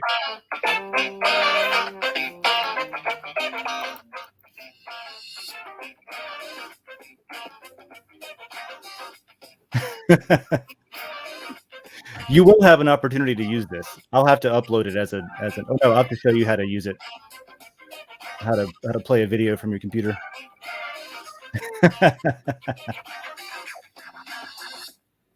So does Adobe just have like stock, like built-in stock video that you can search through in the application? Yeah. You can just use like party time video or something. Cool. I just realized, I'm glad I did that because I just realized I was missing like a whole fucking word in the last thing. Yeah, and yeah, you gotta be the perfectionist. I don't think David's coming back. I don't know what happened to him over there. Yeah, that's my little while they're gone with John. Yep. Oh, there he is. Hey, my computer imploded. It happens. Well, you missed the video that John made for when we get up to go get coffee and he's the only one on the stream. He's got even more to harass people with now. Son of a bitch. I want to make it. I want to show it again. How do I make this? So KDE Plasma just decided that it didn't want to be a desktop environment anymore. That's interesting, man. What video card is on that? Did you know? Is it NVIDIA? No, this one's it's my laptop. It's a Ryzen chip with one of their APUs built into it. Okay, got you. Every once in a blue moon, I'd say probably once every couple of months or so, Plasma just locks on any Linux system I'm using. I kind of just chalk it up to Plasma. Could be, yeah. It does it far less than it ever has done on OpenSUSE. That does remind me that NVIDIA open sourced their drivers. I heard something about that, and I don't trust them or believe them. Well, it's not the firmware. To be clear, it's not the whole stack on the hardware, on the card itself, and all that stuff. I don't think AMD's done that either with the firmware. Maybe they have. No, I don't know. I would be happy with just damn software support that's reasonable. Yeah, so I'm sure it'll be like a year before it's baked into the kernel or something. But yeah, that's a good step up because they're getting. I mean, I have a 3080, and it works okay on Linux if I use the proprietary drivers, but then the proprietary drivers also kind of like have an awful control panel. They have the old school control panel that never updated from like. There's literally no settings. There's nothing. But my main problem is it can just break the system sometimes if you update your system without updating the correct, or if there's not a new package out yet from NVIDIA and that kind of thing. So you have to wait to update until they update theirs. So yeah, that'll be a lot better. If anybody out there is got an NVIDIA card and likes Linux, that's good news. I've been a diehard NVIDIA user for the longest time, and I'm pretty sure when it's time to buy another video card, it's going to be an AMD card just for the ease of access. I don't generally have much in the way of problems when it comes to my NVIDIA card on Linux. It runs fine. It does what it needs to. Through Proton, I get performance that's exactly what I expect it to be. But God, just having a control panel that's worth a damn would be nice. It still shows like monitors as CRTs with little blue screens on them, which I think is funny. But nice. John, you want to try out that video? Because I could go use some coffee right now. Yeah. Let's see if I can get it to work. Yeah. Did it not work last time? No, it did, but like I'm trying to do it another way now. So you made a video? He made a video, just like he makes his NFTs whenever we're on the show, when he's drawing his photos that we haven't minted yet. Right. Yeah. Oh, here we go. Nice. I just converted it to an MP4, so I can actually like. Looks like I am photos in the pets layer of his escapade this morning. I have to go look for it now. Yeah, go pull that up. I want to see some pet lair photos.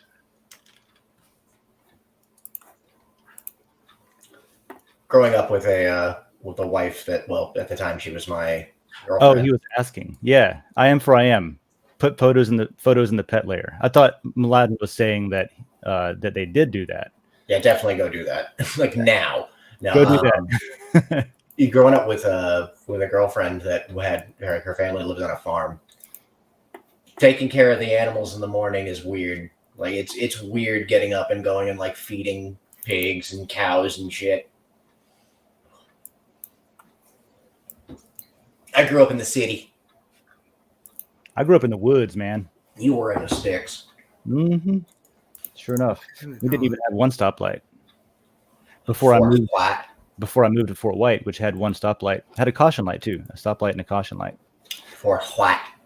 Yeah, and I knew we were really moving up in the world when we got ourselves a Dollar General in town. Ooh, I remember when High Springs got a Dollar General, and we were all weirdly excited for it. Yeah, for like the new Dollar General. We got a Dollar Tree as well at one point. That was cool. John, I was trying to stall for you to bring that up. Did that work out? I don't know why it's being a little pain in the ass all of a sudden.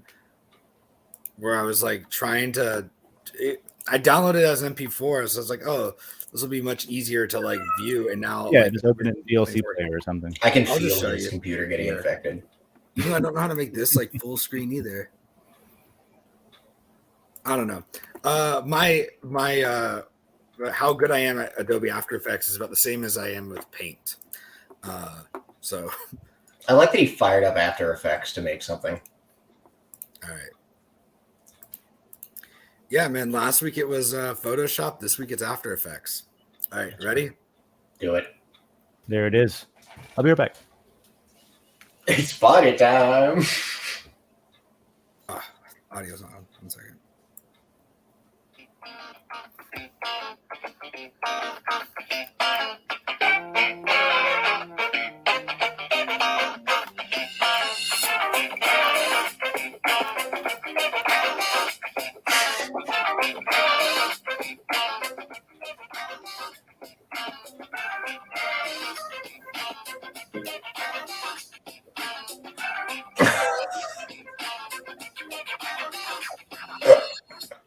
I like the title. Why They're Gone with John. I like that there's like a person kissing a baby in there. Just and the big Adobe stock in the middle really drives it home. I want people to feel cared for, man. I like it. I like it a lot. I'm awake by now typically, but I'm not yet. Oh, I'm not either. Look how enthusiastic these people look. Oh, do you have your new coffee mug? No, it's in the kiln somewhere. Dave made a Mesopotamian god instead of a coffee mug. Mm-hmm. Yeah, we went to that. We went to one of those like make your own pottery classes kind of deal. And because we don't have enough coffee cups, we made some more coffee cups. So I don't know. This is terrifying. Yeah, it's gonna be great. I'll show it off when it comes around. What else is going on this week? I'll be right back. 1 second. We have some. Oh God! Now John's gone. It's just us. We have DMs that are basically done for the most part. There's a couple of things that need to be changed and finished, but DMs will be here, I think, next week. They might be here. Excuse me, as early as this week, but I don't think so. Because I don't think we should publish anything or push any updates on a Friday. Yeah, probably not.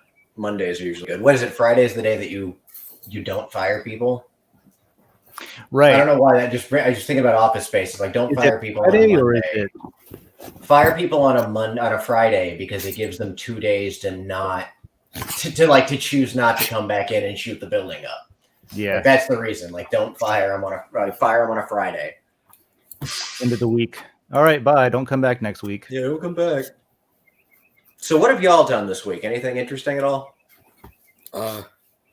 I taught a bunch of. I did an improv show on Monday, or I ran an improv show for a class I taught. It went really well. We had like 60 people or something.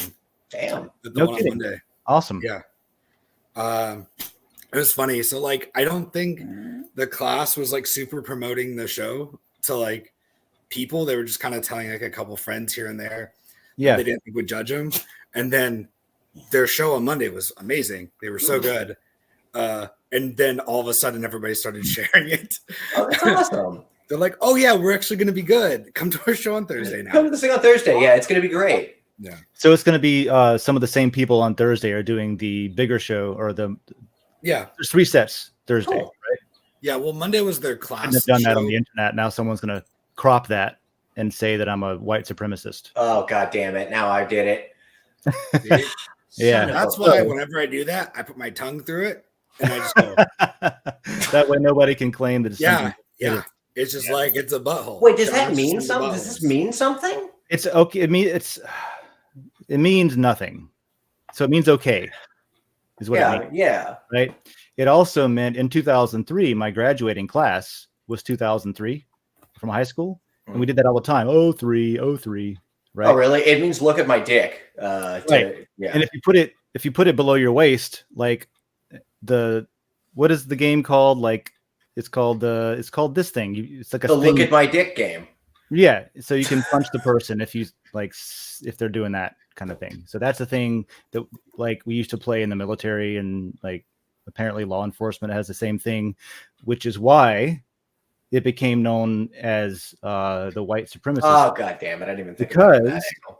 Because a bunch of jokers on the internet thought it was funny to start a rumor that when you see somebody doing this in a photo, or doing the like photo with it down below their waist or whatever, that it means that there's a secret symbol for being a white supremacist, right?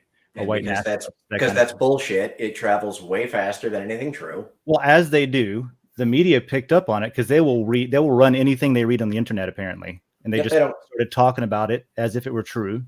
And now a lot of people not only think that this is a white supremacy sign, but white supremacists, some of them even use it, have adopted it, because they're like, oh, white supremacy. Yeah. So like, because of that, some jackasses actually do start using it, and it becomes stuff spirals out of, it's stupid is what it is. And so really it means nothing, but it also means whatever you want it to at the same time.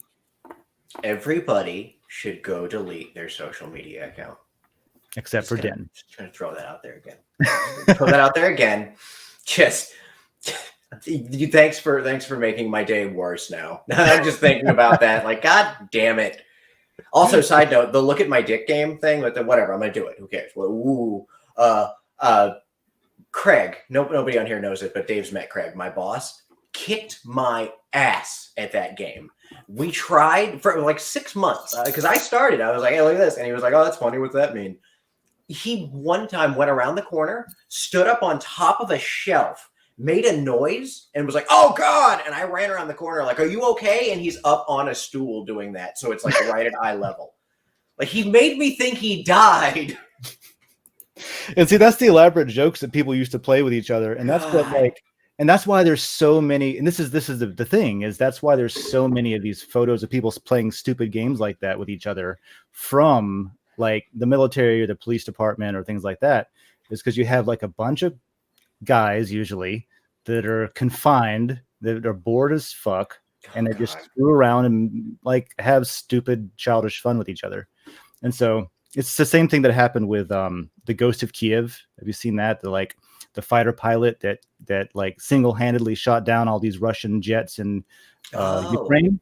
The Ghost of Kiev, and it was this person, whatever, completely fabricated. Fuck. All right, completely fabricated from 4chan. A story about it's the name of a comedian who has been thrown around a few other times with false stories. And once again, it made the rounds and it made the media and like talking about the Ghost of Kiev is such an awesome hero. And like, guys. Meanwhile, all the 4chan people are just kicked back. Like, we did it again. Clown world, full tilt, man. You can put anything on there and people will just run with it. Now, as somebody who is well aware that 4chan is the largest internet cesspit of scum and villainy, I also want to quickly defend those bastards by saying that they're the only people that I've ever seen get somebody thrown in jail for animal abuse by using the reflection of the stars in a pond outside of somebody's window to locate them. They did that shit with the puppy girl too. What is the guy's name? He's an actor. Shia LaBeouf. Yeah, Shia LaBeouf. Yeah. He had I guess it was like a performance piece where he was broadcasting a flag that was waving. And same thing, like people figured out like the star pattern in the sky. They triangulated it. Yeah. Behind the flag to triangulate the area that it was in. And then they took photos that were taken just in front of a wood grain wall, right? So you couldn't tell where they were at. And started looking on Airbnb and VRBO and stuff, and they were like, well, there's only 6,000 log cabins in the area. All we have to do is match up the wood grain to the one that they're sitting in. Easy enough. I love the ingenuity of some of them over there. I mean, and it's credit too, but correlating like by triangulating the stars and then matching up the wood grain pattern to a specific rental cabin, they were able to figure out where the hell Shia LaBeouf was. And I thought that was hilarious. Like, why the hell? Like, it feels like anytime that there's like an unsolved mystery, they just need to release all of the information of the case to 4chan and say like, hey, look, here's what we've got. Do y'all want to be the one guy sitting in the basement that knows how to find this shit? So the flag sounds like an awful idea. Why? No, they're going to get it anyways. The flag had the way they found the actual flag was even better, because the stream had audio. The live stream had audio. So someone, after they found the cabin, they had somebody in the area drive around honking the horn in their car. And so people watching the stream would listen for the horn honk and be like, no, you're close. You're close. Oh, you're close. So they're literally playing the hot cold game. You're getting warmer. Nope, you're getting colder. You're getting colder. That's funny as shit. And then he found the flag, and as a joke, he lowered it and he raised a Trump flag or something, a Make America Great Again, as a joke. It was just like he's fucking with Shia LaBeouf. You know what I mean? And yeah, and that was, and then it there was a Radio Lab show. Do you know Radio Lab? Mm-hmm. Excellent show. Radio Lab did a whole show about what they did, how they did it, and like high schoolers stealing the bull mascot from the campus and putting it on top of the local restaurant roof or something, mischief, that kind of thing. But there was such a like pushback from I guess from the left because of the fact that somebody put up a MAGA flag. So all of a sudden it turned into a political thing. And then Radiolab took it down. They removed their episode on it because they said we didn't want to promote that despicable behavior or something. Well, that's not ballsy at all. That's where we are today. Despicable? Like they played a joke on Shia LaBeouf and pulled his flag down. Shut up. They had some fun with it. But that's a great. I definitely agree with you. Like, hey, that may have it's not despicable, but on the other hand, there was a lot of stuff probably happening at the time that made a lot of people not happy. Just seeing a "Make America Great Again" flag. Yeah, I mean it's okay. The point. There was a lot of stuff that tensions were high. Maybe that wasn't the time to do it. If you wanted to not rub people the wrong way, rub some people the wrong. Yeah, I guess I'm just what I'm offended about. I'm offended about people feeling like they have the right to not be offended. Yeah, that irritates me. If they're offended, you should go to jail. And that's a big extreme, but it's like, offending people is part of art, first of all, right? You want to put people out of their comfort zone so they think. It's like the job of art to get people to be thoughtful about, if you're not moving people, what are you doing? In whatever direction. It's a complicated issue. I just think it's one of those things where I feel like if you aren't able to openly make people uncomfortable, if they can't be okay with disagreeing and being unhappy about something, they have to retaliate because they're upset. I don't think it's a healthy way to function. Especially when we live here we go. We live in a world where everybody is pissed about everything all the time. And I know that's such a broken record statement at this point. The whole everything's always an issue like that. But people are always so pissed off that little tiny things become massive issues for no reason. Well, I'm to the point, but partially because of that, but I'm to the point where I don't know if I have any group that I identify with politically anymore. I gave up a while ago. I'm slowly becoming a what do you call it? Like an anarchist, I guess. I don't know. Yeah. Because the right has eaten itself already in the US. The left is currently eating itself in the US, pushing a lot of the left into the right, which is ironic. It's wild, right? Elon is voting Republican for the first time in his life because of all of the shit that he's gotten in the US from the left, right? This dude voted Democratic his entire time he's been here. He's a lefty, but the left is calling him I don't want to get into it, but they're basically my sister. I was talking to her and she's talking about how Elon is so bad and so evil. And he's one of these conservative. She thinks he's a conservative Republican. Which sister? One of them. I don't know why I asked that. I'm sorry. And it's just I'm reading that. I don't know how much of it is bots or fake accounts and how much of it is real. But I'm reading people talk about folks that are literally on the left who have supported people like Bernie Sanders through multiple elections and stuff, getting roasted by the left for not being left enough to the point where they get pushed into the right because they don't feel like they're welcome anymore, Well, it's like a stipulation. Joe Rogan's always been sort of a left leaning, you know. He's always voted for, like, he what do you call it when you support someone officially? Endorsed Bernie in 2 different elections, you know. But he does one interview that is controversial about something that is politically charged, where nobody knows the truth, literally, and if they think they do, they're wrong about that. And it turns into this whole like explosion of attacks on Joe as if he's some alt-right personality. And it's like, I don't understand. Like, just because everybody went left doesn't mean the people that didn't went right. You know, like if you move further left, that doesn't mean that your leftist friends are not left anymore. I don't know. This is not a political show, and I'm sure we all disagree on things, and that's very okay. And I just want to say that I've got opinions that are my own, and they are my own, and I don't necessarily need anyone else to identify with them.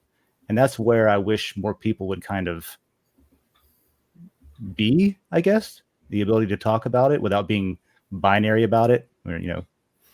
It blows my mind. You were saying like that you don't identify with any political spectrum at this point anymore. And it's like, it's sad to me that I can sit down and look at my core values as a human being. And I don't mean like, you know, that's another term that gets thrown around in a weird way, core values. I can look at like the things that I care about as a person, and that lines up with nobody in power. Like, it lines up with nobody. And which is wild, because the only things I really care about as a person are just, you should have a right to medical treatment without being afraid you're going to die of debt. Well, that does line up with some people in power. Yeah, it does line up with some people. But then I also think it's totally fine if you own a shotgun or some shit like that. So like I think we kind of run into a hard area with this. As the 3 white dudes that live in Gainesville, Florida, who have never had to deal with any, like, in all reality, like any adversity or prejudice to an extreme that like a lot of this country has to face. No, absolutely. So like, I agree with that. Yeah. I think it's like, it's difficult to like, for like, I agree. Like there is a lot that I'm like, oh, like what I think is important may not necessarily line up, but then I talk to people that I care about or people that I know. I'm like, oh, I understand why you care about this issue. Like, it may not affect me directly, but it is something that I need to be like conscious of and think about. And that's because you're an adult who can listen to somebody else say that and take their opinion and say like, oh, I totally get why you care about that. That makes sense to me, where other people would just scream at them. I think we should also be affected by that, though. Like, when I vote, I'm not voting for me, like specifically in my whole, like by myself in my little man cave. I'm voting for like everybody that I care about in the direction in which I'd rather us go. Is kind of how I look at it. And like, it's a healthy way to look at it, in my opinion. That's an excellent way to look at it. Yeah, and like, especially like, you're trying to steer the ship. Yeah, like when I go to cast a vote, that's how I usually think about it. Like, I've got my wife next to me, I've got friends that are completely different lifestyles than me. So it's like, who do I care about? Yeah. So like, I mean, to the extent, it's kind of like, you know, if you have your complaints, like, you're welcome to them and I'm welcome to my point of view. But then I think we also need to be able to like, be like, oh, your point of view is out of touch and out of whack. Yeah. And like, I need to vote. And also like, I need to vote in a way that's gonna, just personally, like when I think about it too, like I need to vote in a way that's like gonna quell some of those other ideas that are. I know I think I know what you're saying, because sometimes people are really loud and confident because they think that there's no support for the opposition to their point. And so I want to go vote against them to say like, no, there is support for people that you're against. I will vote with them. And a lot of it. Yeah. That kind of thing. And maybe it doesn't affect me, but I want you to know that, you know, you're wrong. People do support this, including me. I've done that. Yeah. And there's stupid people that are loud on both sides, you know? Sure. So I think like, and that's always how it's been, you know, whether it's socialism or Tea Party, like there's always been the louder side that eats itself and forces it closer to the middle. I'm just, you know, glad that we don't have, nearly as many moral and social problems happening right now compared to the previous 4 years that we endured. And that's why, like, that's what I take into consideration when I vote. Like, I know it sounds like Elon's taking like as he very well could. Like, first of all, he doesn't even know who the candidate is that's running for, like, as a Republican. My guess is probably DeSantis, and I don't think he's going to like him very much. No, probably not. So, like, I think DeSantis is going to end up running, and there's like I think DeSantis probably is the best option for the Republican Party. You know, like, strategically, I can see that. Yeah, but I think he's a little bit more of he's loud and angry and all that, and from Florida, which is a huge deal, being a swing state. But, like, I think, like, you just have to remember that, like, there's other things to vote on besides this. Like, he has enough money, power, and influence that if he wants to change his, like, the way people view him, he probably could do a little bit more to do it. If that's really what he cares about that much, to switch his party vote without even knowing who's running. Also, with the Elon thing saying that, he's always voted, he's like, oh, I'm going to vote, Republican for the first time ever. That mentality needs to go away.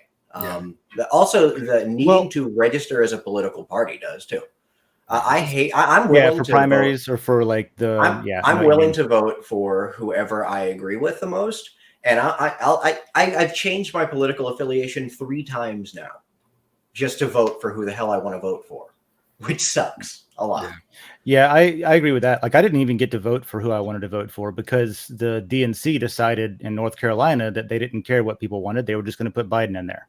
So, like, he wasn't even ahead. He was like 3rd place in the polls. And then all of a sudden, it's Biden. So that never came to Florida before the Democratic candidate was chosen. So I never got to vote for, like, I wanted Yang to be in there. Right. And that's like, I believe in a freedom of speech and the First and Second Amendments, but I also believe in, like, we probably need UBI. We probably need universal health care. We probably need a lot of things that are very doable in the modern era that we choose not to do for no good reason. It's like we live in a world. No, we live in a world. We live in a country where it seems like, and I'm sure this is just part of me being the young and stupid and shit, but it seems like a lot of the people, like, in Congress and a lot of people that are in power, I don't know how this turned super political, but seem to have just decided that the world stopped advancing right about, like, 1992. Like, it just stopped right there. So anything or anything that can now be done differently because of different systems in place, and, like, universal healthcare, for instance, different systems in place, different checks and balances, that just doesn't exist. Like, that's like, oh no, we still can't do that because bad. Well, that's what we see whenever we're building, and we have a brand new industry with a brand new asset class that the world has never seen before. As soon as Bitcoin came around, it enables a whole different value industry that didn't exist before. And typically, like, the US anyway is trying to apply old law to it that just doesn't work. It wasn't designed for this. It doesn't work for this. Trying to shoehorn it into the how it's always worked before. To an extent, the internet was the same way. The internet came out and it was supposed to be this decentralized access to information, no censorship, no gatekeepers, that kind of thing, free, easy distribution, global distribution of ideas. And what did the internet become? It became apps on your phone. A monetized shit show. And people don't even know what the internet is anymore. Facebook goes down and they call their ISP to say, why is the internet down? Because you know what I mean? Like, we've gotten back to America Online, where you have the portal that has AOL sites. And that's, like, not the internet. That's the internet. AOL. Yeah, that's the internet. People think an app on their phone is the internet.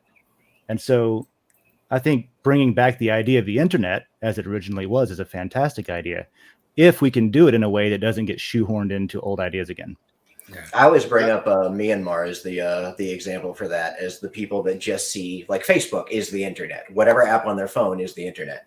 I always bring up the Myanmar situation because that's where they literally had Facebook as the only free internet thing you could do on your phone if you bought a phone in that country. You were already friends with the government-made account. You were already friends with. You were already friends. Yeah, look into this. You were already friends with the president of the country, and you were already assigned to a bunch of pages with the government-created account. And they used that power to vilify a huge group of Muslims, leading to mass killings and mass rape and mass burnings of villages, and them posting it on the internet. And there's people still being displaced by it. I haven't seen that, but I don't doubt it, because if you look at even like what Cambridge Analytica did during the to make Trump win the election, that was so predatory and manipulative. Like, you were literally people were downloading an app that said, which superhero are you? And you would answer questions, personal questions about yourself, to see which superhero you identified with and who you would be, as a little game on Facebook. And in doing so, you were giving Cambridge Analytica things to Analytica eyes. And so they're taking all this information from people that they don't realize they're using it in a way to then target them with specific information. Well, that's what all of those are. Yeah. So it's the same kind of thing. It's the walled garden thing. It's danger. Will Robinson. There's a game. You were talking about playing some games recently. If you want to play a fun little platformer, there's a game called A Hat in Time. And it's adorable, and it's very PlayStation-esque, and I love it. And there's a level in there where there's these things that are called the crows, and they're just like birds with like coats and like hats on. And their whole thing is like, it's a joke at data collection. And they're just like, hi, I am a crow. I'm just curious. What is your favorite type of dog? What is your social security number? And then like little things like that. Just clever little stabs at that. Yeah. So that always makes me think of it. A Hat in Time is excellent to anybody that hasn't played it. So. Well, I'm glad we talked about politics for one. We can spice the show up by becoming controversial. Maybe I'm fine with politics talk. I sit down probably 2 or 3 times a day and burn through the news and pick through what's going on and have my opinions on what's happening. So, well, last thing then, since we're coming up on time, we were talking about voting. I said that DMs are almost done. So once we finish. Right now, we have chat and layer chat, group chat, DMs. Layer chat and DMs are what's getting done. Group chat will be later, right? So we already have layer chat, which is basically a group chat for the layer, and then DMs. And then we'll be voting for something different. So think about what you want to vote for. Is cross-posting still in there? Yeah, everything's still in there. We might add some more to it. There can only be 13, so we might combine a couple of them. But I'll run through the titles of them real quick, and then you can, look into it on your own to see what you think is like we were talking about, what's best for the community. What should we get next? What direction do we want to move in? What do the devs need to work on next? That kind of thing. I like the dollar metric from a community standpoint, but I mean, formal cross-posting still is it seems like the most useful feature. I think it'll be very useful, especially once we have, for example, like our tutorials layer, right? We're going to want to post it in the tutorials layer, but we're going to want to cross post it to whatever layer it's relevant to as well, right? Yeah, like because the mining layer was created finally, I think, right? So, like for instance, tutorials and mining layer, and tutorials and Linux layer. Because we're going to be doing a bunch of like our whole goal over the next one of our goals over the next few 3 or 6 months or so is setting up some nodes. Yep. So having some tutorials to get all that crap online will be awesome. Yep, we got to start recording that process more. And it'll be Linux based, I'm sure, so it can go in the Linux layer. Oh yeah, it applies. That cross posting. So dollar metric UI, that'll just be over here. You'll just click on matter, and it'll just translate to whatever the market value of that is. That would be awesome. Anonymous posting is just how it sounds. The interesting thing for that is that since it's anonymous posting, when people vote on it, the energy goes to the layer owners instead of the poster, right? Because you can't account for who it is. Right. So the points, the matter payout would go to whoever holds lot for that layer instead of them. So that's an interesting. So anonymous posting is like nice to the community as well. Yeah, it could be lucrative. Yeah, and then you could, as a layer, you could probably turn anonymous posting on or off to allow it. Or maybe you have a layer that's only anonymous posters and you're not allowed to vote in there unless it's anonymous. That would be cool. Like, that'd be a neat idea once we have anonymous posting, because all of this will appear at some point. Yep. Once we get anonymous posting, it would be neat to have a layer that is just like the anonymous layer. And yes. Like you can only post in there with an account like that. Yes, exactly.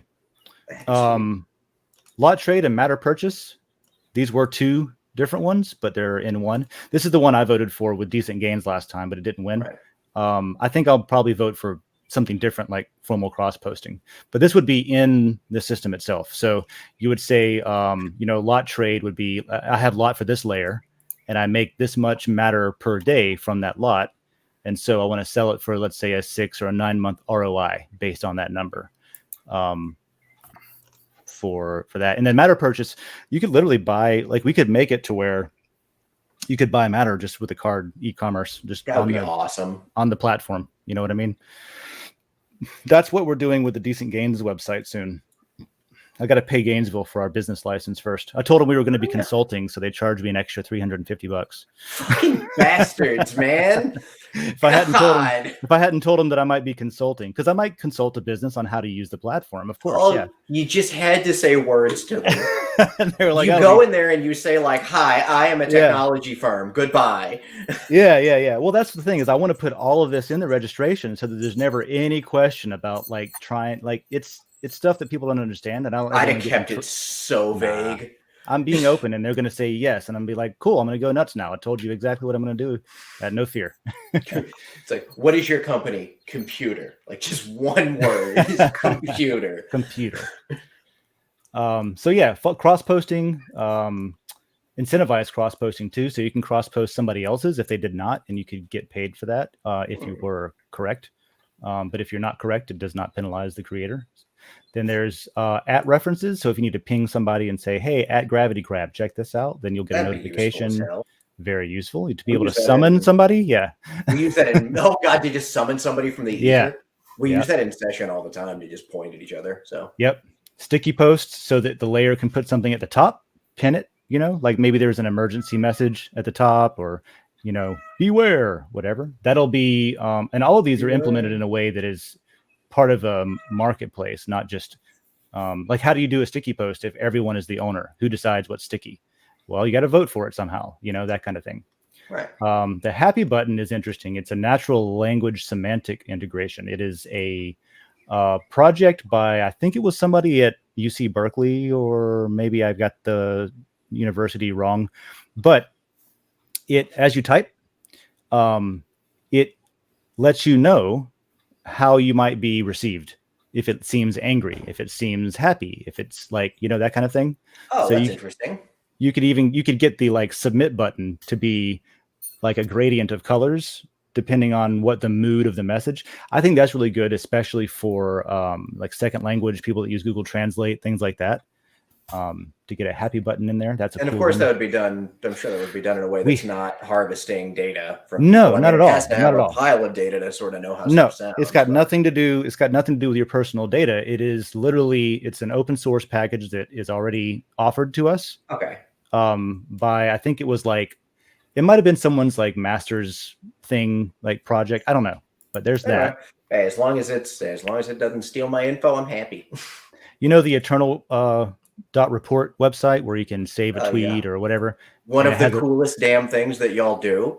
Yeah, and so it has a report of how measurable proof of how it's a proof report, right? So we're going to add those to any post in Den where you can pull a proof report to see like, okay, here's when it was posted and here's the Bitcoin hash power behind it to prove it and like that.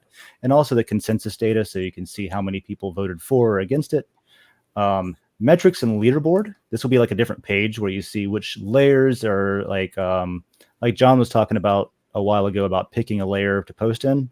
You can see which ones typically, like what the average pay reward is per post maybe, or frequency of post or different metrics like that. Dark mode has been asked for from day one, I think. I use a plugin called Night Eye that just turns this into dark mode, if I need to do that. But if you don't want to use a plugin, then dark mode could be something that we build into Den itself. Night Eyes Dark Mode works exceptionally well on Den. It's a little finicky on some sites, but for the most part, it's pretty good. Smart Contract Integration API is where we could literally write custom logic for our layer. If we wanted to write a bot and we just run a bot off of our computer at the house, it would just communicate via API so that it can respond. Let's say it's a helper bot. It can auto respond to people that say certain keywords. For example, please help, MetaMask stuck. It could be like, here's how you use MetaMask. Here's a MetaMask tutorial. Yeah, that kind of thing. Or it could do whatever else you wanted to do for smart contract integration. We should have a way, sort of like, and this would be different. Well, I guess it could be done with the smart contract integration.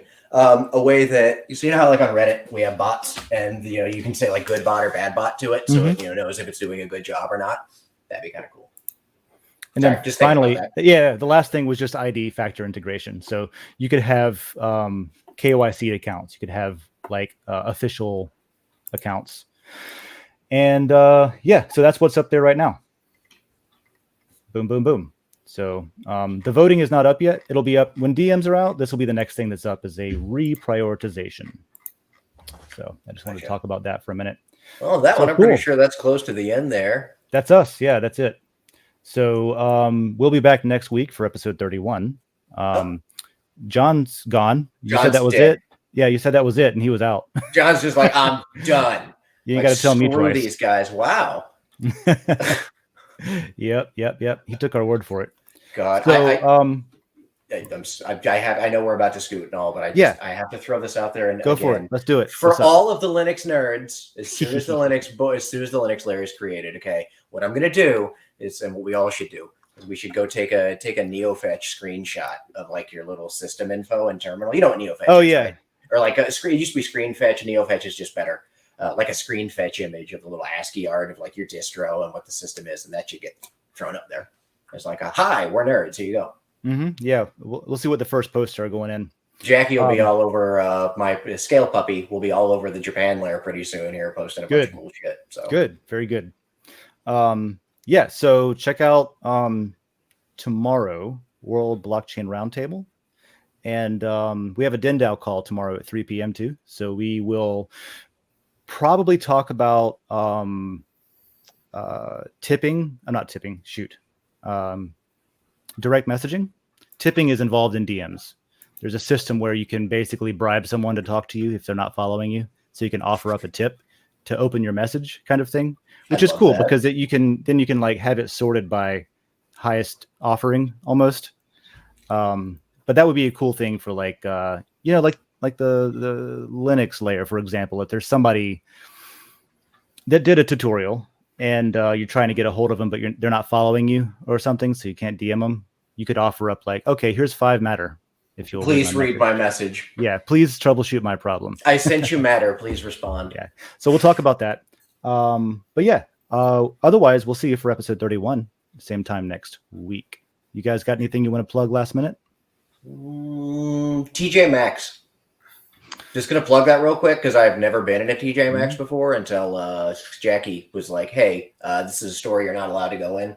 So I went in. Called TK Maxx. Really? So I went into a TJ Maxx and I got the coolest looking little clock. Cool. I got a good retro clock. Thing. It's like such a weird little vintagey retro clock. Yeah.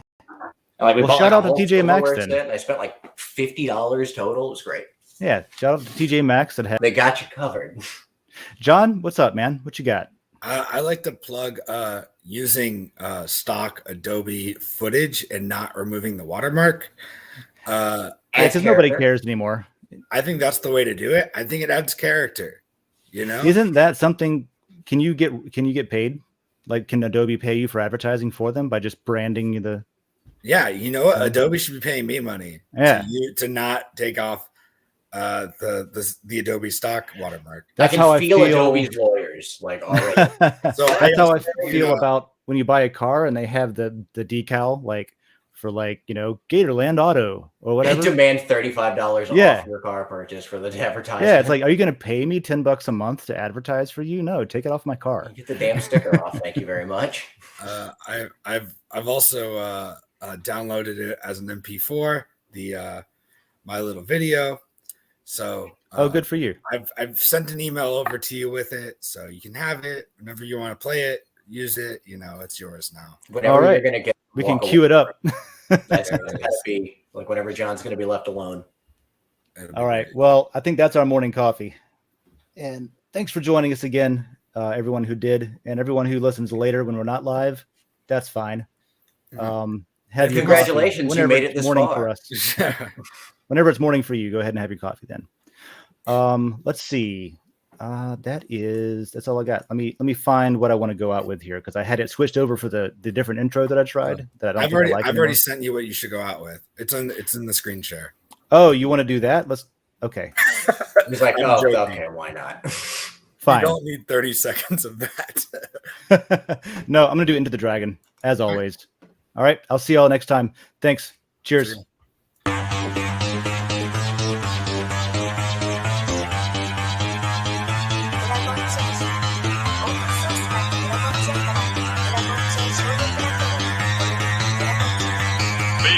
that goal will serve to organize and measure the best. Adaptable, raw capital, label radical yet rational. A tactical approach is palpable if this animal is fallible. But that conclusion is laughable, so with for all detachable from the mandible. You see it now?